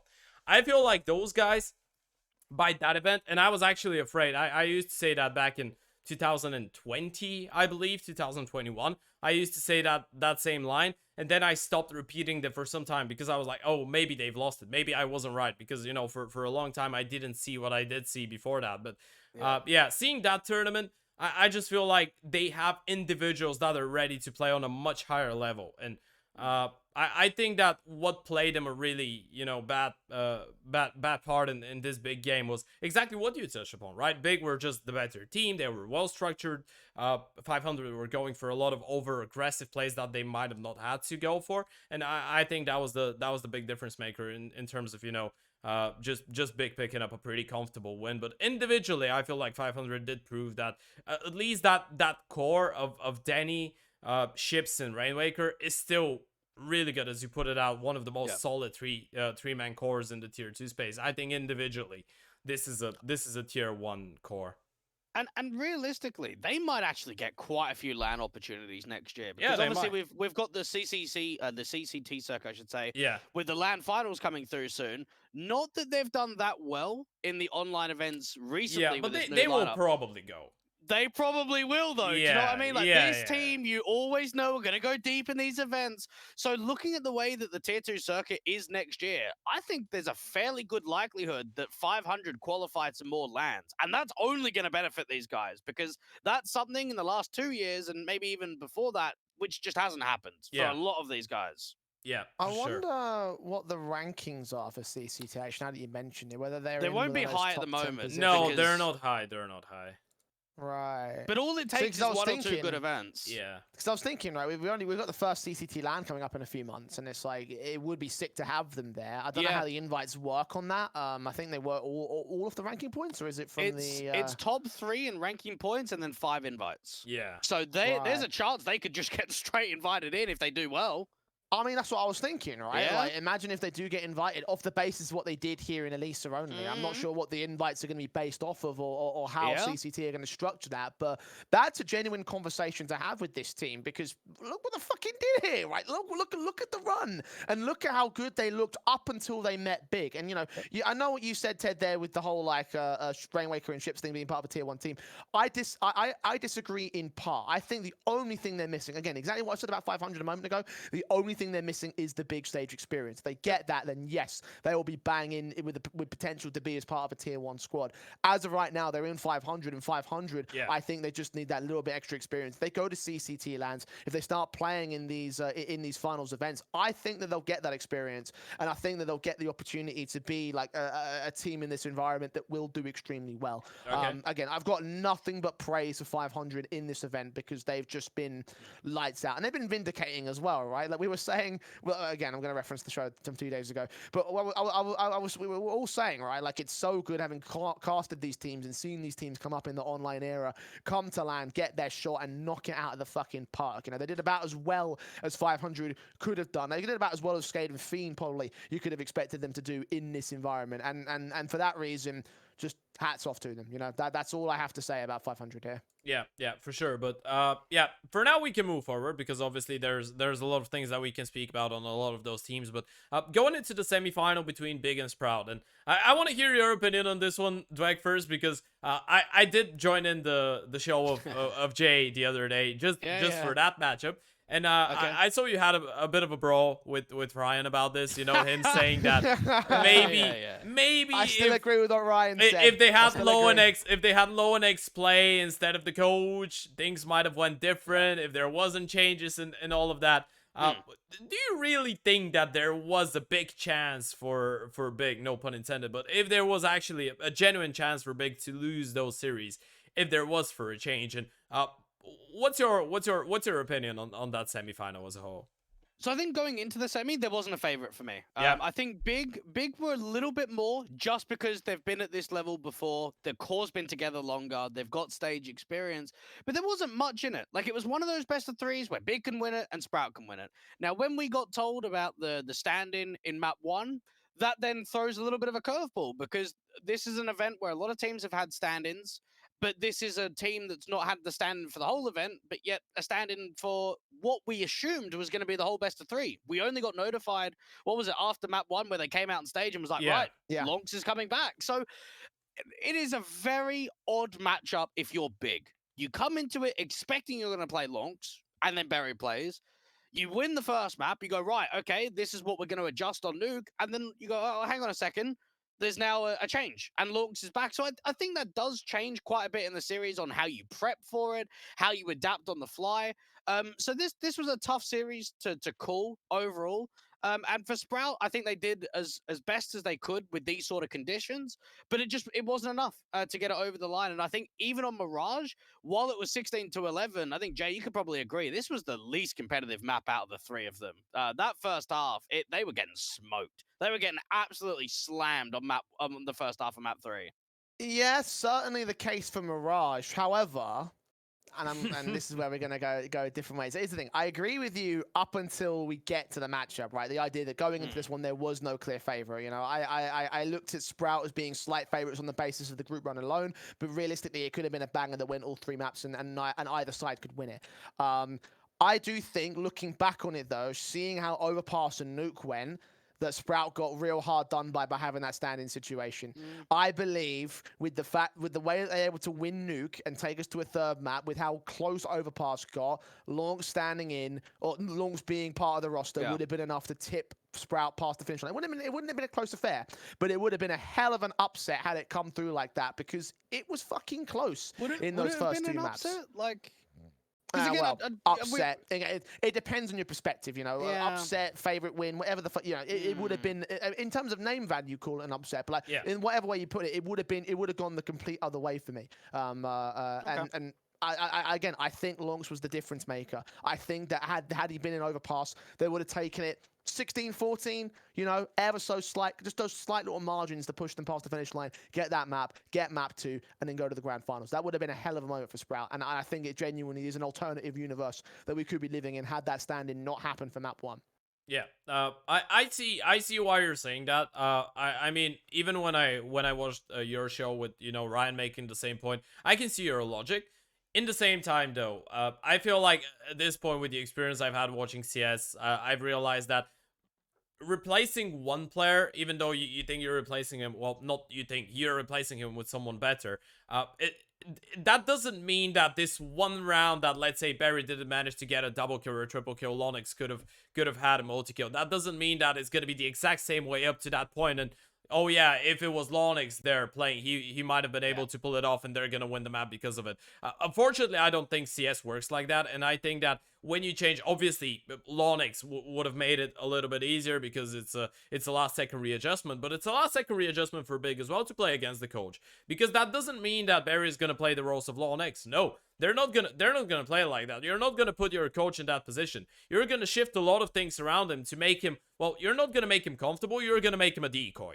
He's gonna be the guy that's gonna be playing the most fucked up positions, and you're gonna give a lot more freedom to the rest of the gang. So no one actually could know what would have happened. I mean, there is a chance that they might have won the game. There is a chance that they might have lost the game as well with Lonix in the lineup as well. I feel like Csgo is just not as you know, straightforward as, you know, you remove one player, you put in a better player, you would have won the game. I don't think this is how it works. I see why you think like that, but unfortunately I feel like Big would have had this one in the bag 100%. Well, we can't say actually they would have had it in the bag 100%, but I can't say that with Lonix in the team it was going to be a guaranteed win for Sprout. See, from my perspective, it's the fact that the small margins will make the difference in a series like this, right? With 2 16-12s on map 1 and 2. When you've got Berry dropping 7 frags, even though he did a lot of setting up his teammates to get trades, fair enough. I think the difference between him getting 7 frags and Lonks getting 20 frags would have been enough to turn it around, right? But that's because you're looking at the end result, I believe. And the end result could have been a lot different if it was the other way around. It could well have been. At this point, we're playing in Fantasyland, both of us, right? Yeah. You know, we're taking a look at your logic versus my logic, and either one could be the difference maker. But I also look at that and think Sprout legitimately had a chance, right? I thought they were still going to get 2-0 during Nuke, right? Because it was Big's map pick. Remember, Big were playing Nuke as their own map pick, and still Sprout battled back. Still, they were able to win it. And that tenacity to keep that going, to be able to do that with Lunks back in the server, to me shows that Sprout had it in them. You know, it shows that they had that potential, and if there was just a few different things going right for them, those extra few rounds would have gone their way on Overpass, in my opinion. Again, we're playing in Fantasyland, but let me counter that on Overpass and just look at the numbers and say, well, okay, Berry didn't do that well. What about everyone else? What about Slacks, who's the second highest rated player on Overpass, dropping 14 kills, being the main AWPer, and Zyphon and Stare not coming through? Like, yeah, you can look at it and say 1-for-1, well, Lunks is going to be better than Berry. Okay, even if you've got that argument, what about the other fucking 4 players on the team, man? Like, you can't just look at a 1-for-1 and say that has to be a difference. You got to look at the other 4 guys and say, okay, we're in a shit situation here. This is where we've got to be more playmakers. This is where we've got to step up to the challenge. And I think what that shows between Sprout and Big is the difference of experience playing on a stage. Yeah. Oh, no, You can I'm make not- the I'm not same point denying about that. syrsoN not playing for Big. 100%. Yeah, I'm not denying that. At the same time, though, they got 12 rounds with players being as bad as they were over on that Sprout side. They got the most out of the minimum for my money. And again, if they had that extra little piece, then that would have been the minimum being more. And that's where my logic comes into this. That's what I think could have happened there for the Sprout side. I have no doubt in my mind, by the way, that if guys like Refresh and Stare and Slack stepped up, then suddenly we'd be looking at still that potential same 2-0, right? It's another world that we could entertain with how the series went down. But I think the bottom line for me is that I think that Sprout almost had it. You know, I think that standing situation was the difference maker.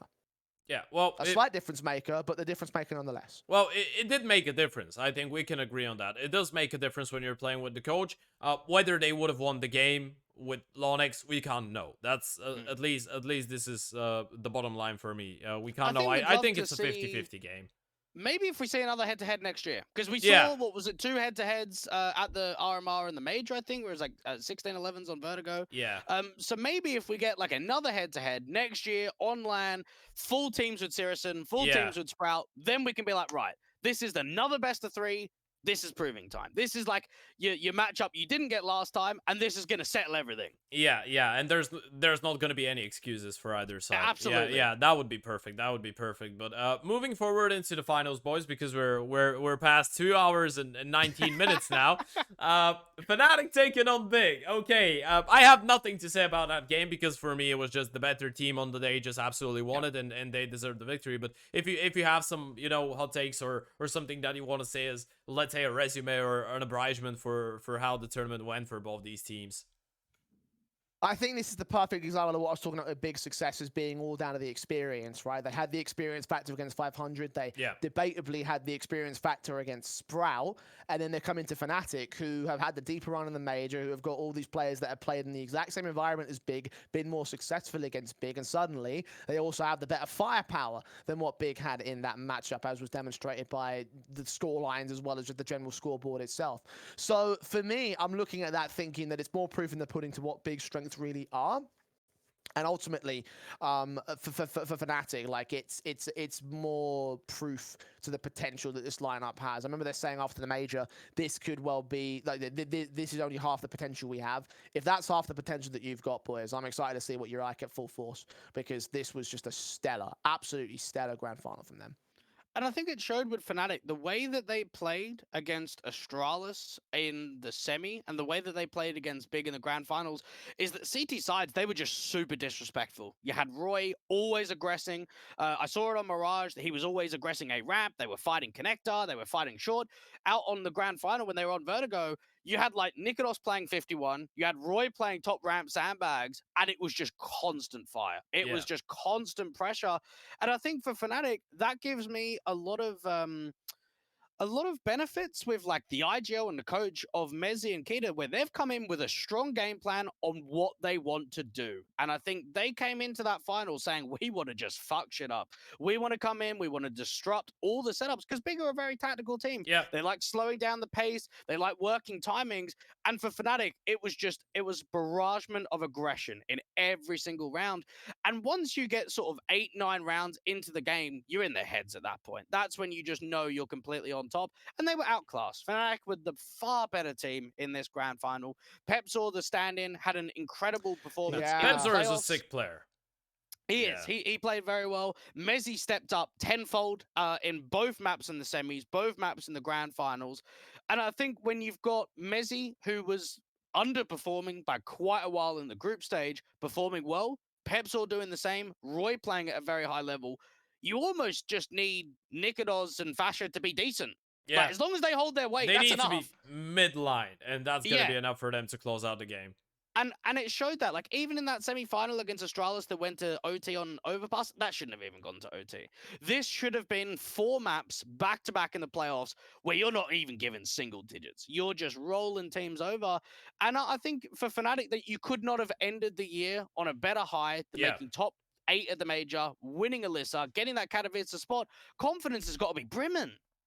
Yeah, I mean, I was saying to Mezzi after the show, I was like, mate, you guys are going to go far in Katowice if you're playing even half like this. Like, you know, you even play like this with a fucking stand-in, right? You know, Pepsor filled Crim's boots like no man's business, right? Like, you know, he was just incredible. And I'm so shocked that that's the kind of performance you're going to get out of your academy player, even doing better than Nikodos at certain points. Yeah, I'm so stunned with how much Fnatic were able to bring it together. I think it's a great compliment to Mezzi as well, right? Like, he was the top star on that particular matchup, right? He was the top of the board for Fnatic, and it impresses me that he's still the fucking IGL, you know? Like, usually when I see an IGL top fragging or doing amazing, I always say that's a detriment to the rest of the team because that's not what you want to see. You want to see your star player doing well. Mezzi is one of the star players, and I say one of them because there's other players that could easily take that role if they have to, and in this case, it was just Mezzi calling great. Fnatic as a team looked great. I think he got the best out of Pepsor, and I think as well as that, his individual skill combined with Fasha being the backup dancer was just brilliant. It was just brilliant. And even Roy actually, you could throw into that conversation as well, being the backup dancer. Like, they just did so much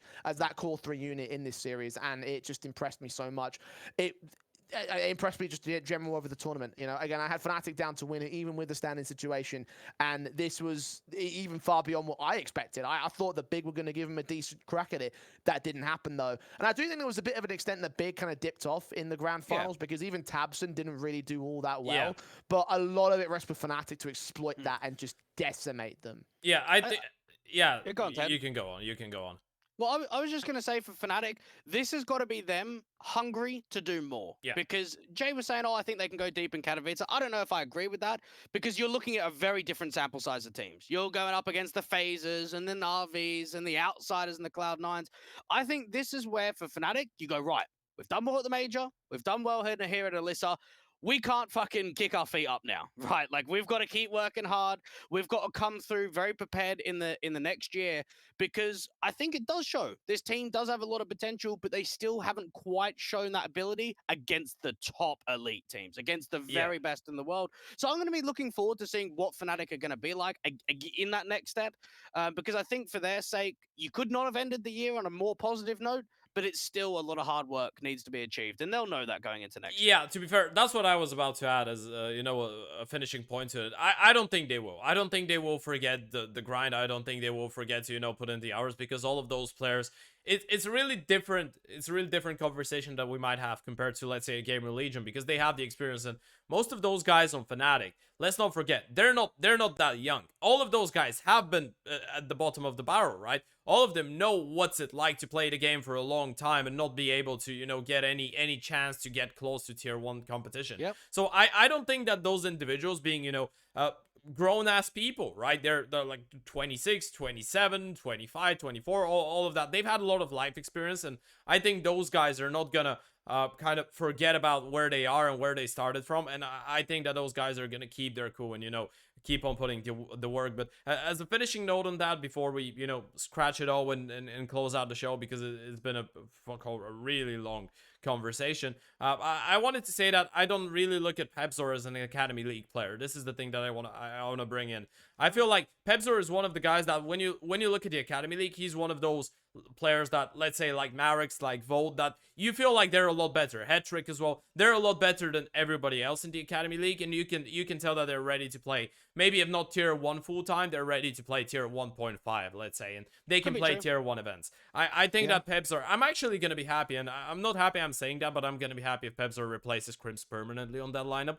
I think they can do a really good job with him, because at this point I'm questioning Crims's willingness to put in the effort and, you know, be as motivated as he's achieved so much in his career. But on that note, guys, we're gonna close it out because it's been a really long one. quick plugins. What do you want to plug? What do you want to shout out, Dweg? We're gonna start with you. Yeah, mate, Bulgarian CS is back after this one event. I'm hooked back in. I've got a good feeling about them in the online events next year. But yeah, cheers, Ted, for bringing us on. That was good fun, man. And look, it was good to, get the group stage with you guys into the playoffs, get everyone together because, it's all the beauty. Shout out your socials in tier 2 talk. Yeah. I mean, we'll do an episode at some point. I don't know when we're gonna do it. We've reached out to a few players from Elisa, so hopefully we'll try and get someone on. But yeah, tier 2 talk. When me and Ryan get some fucking time, we normally put the show on. So yeah. Okay, This is Jay? when they're gonna get fucking Mezzy and Tabson in to fucking do like an episode just to let it all fucking fly. At TheEternalJay on Twitter, twitch.tv/TheEternalJay. I'm trying to do the post shows, which is like our wrap up podcast after every single not event, but every significant event that we talk about. So we did one for Elisa Masters a couple of days ago. That's on the Twitch page, YouTube channel as well, TheEternalJay. I'm planning to do one for Blast, but I'm not sure if I'm going to have time, so we'll see on that one. I mean, yeah, that's it, Oh, yeah, follow me on Hive as well. I've got a Hive account now because when Twitter glitches, guys, just follow me on Insta Hive. Yeah, mate. I'm going to start migrating all my followers over to Hive. It's the exact same at TheEternalJay. I posted fuck all because I made it earlier this afternoon. But if Twitter goes to shit, that'll be the new place to find me. Yeah, I think that's about it, actually. Yeah. Yeah, cool. Yeah. Oh, yeah. Casual streaming when the season's over because I'm fucking... Fuck's sake, man. Just I wrap need it to do up. something Stop to do all plugging. the time. You know what? Jay has nothing to do after this podcast. I'm 100% sure now. Actually, I do need to order some pizza, so if you have any coupon codes, you can DM me. Yeah, that's it. That's all. So. Okay, fellas, thank you a lot for joining in. As Dweg knows, I've been having conversations with you personally to bring you on the show for like 2 months now. But really happy to have you two on. I would be really happy to have you again sometime soon when obviously you have the time and we have something interesting to speak about. Thank you everybody for watching. Subscribe to my channel on YouTube, like the videos, leave me a comment. Obviously, tell me if you want someone specific to be invited in the next episode of the TED Talk podcast. And go follow those two lovely bastards on social media. Thank you for being with us. I was Ted. I was joined by Dweg and Jay. Thank you for listening to our bullshit for the last 2 hours and a half, and I'll see you really, really soon. Bye bye.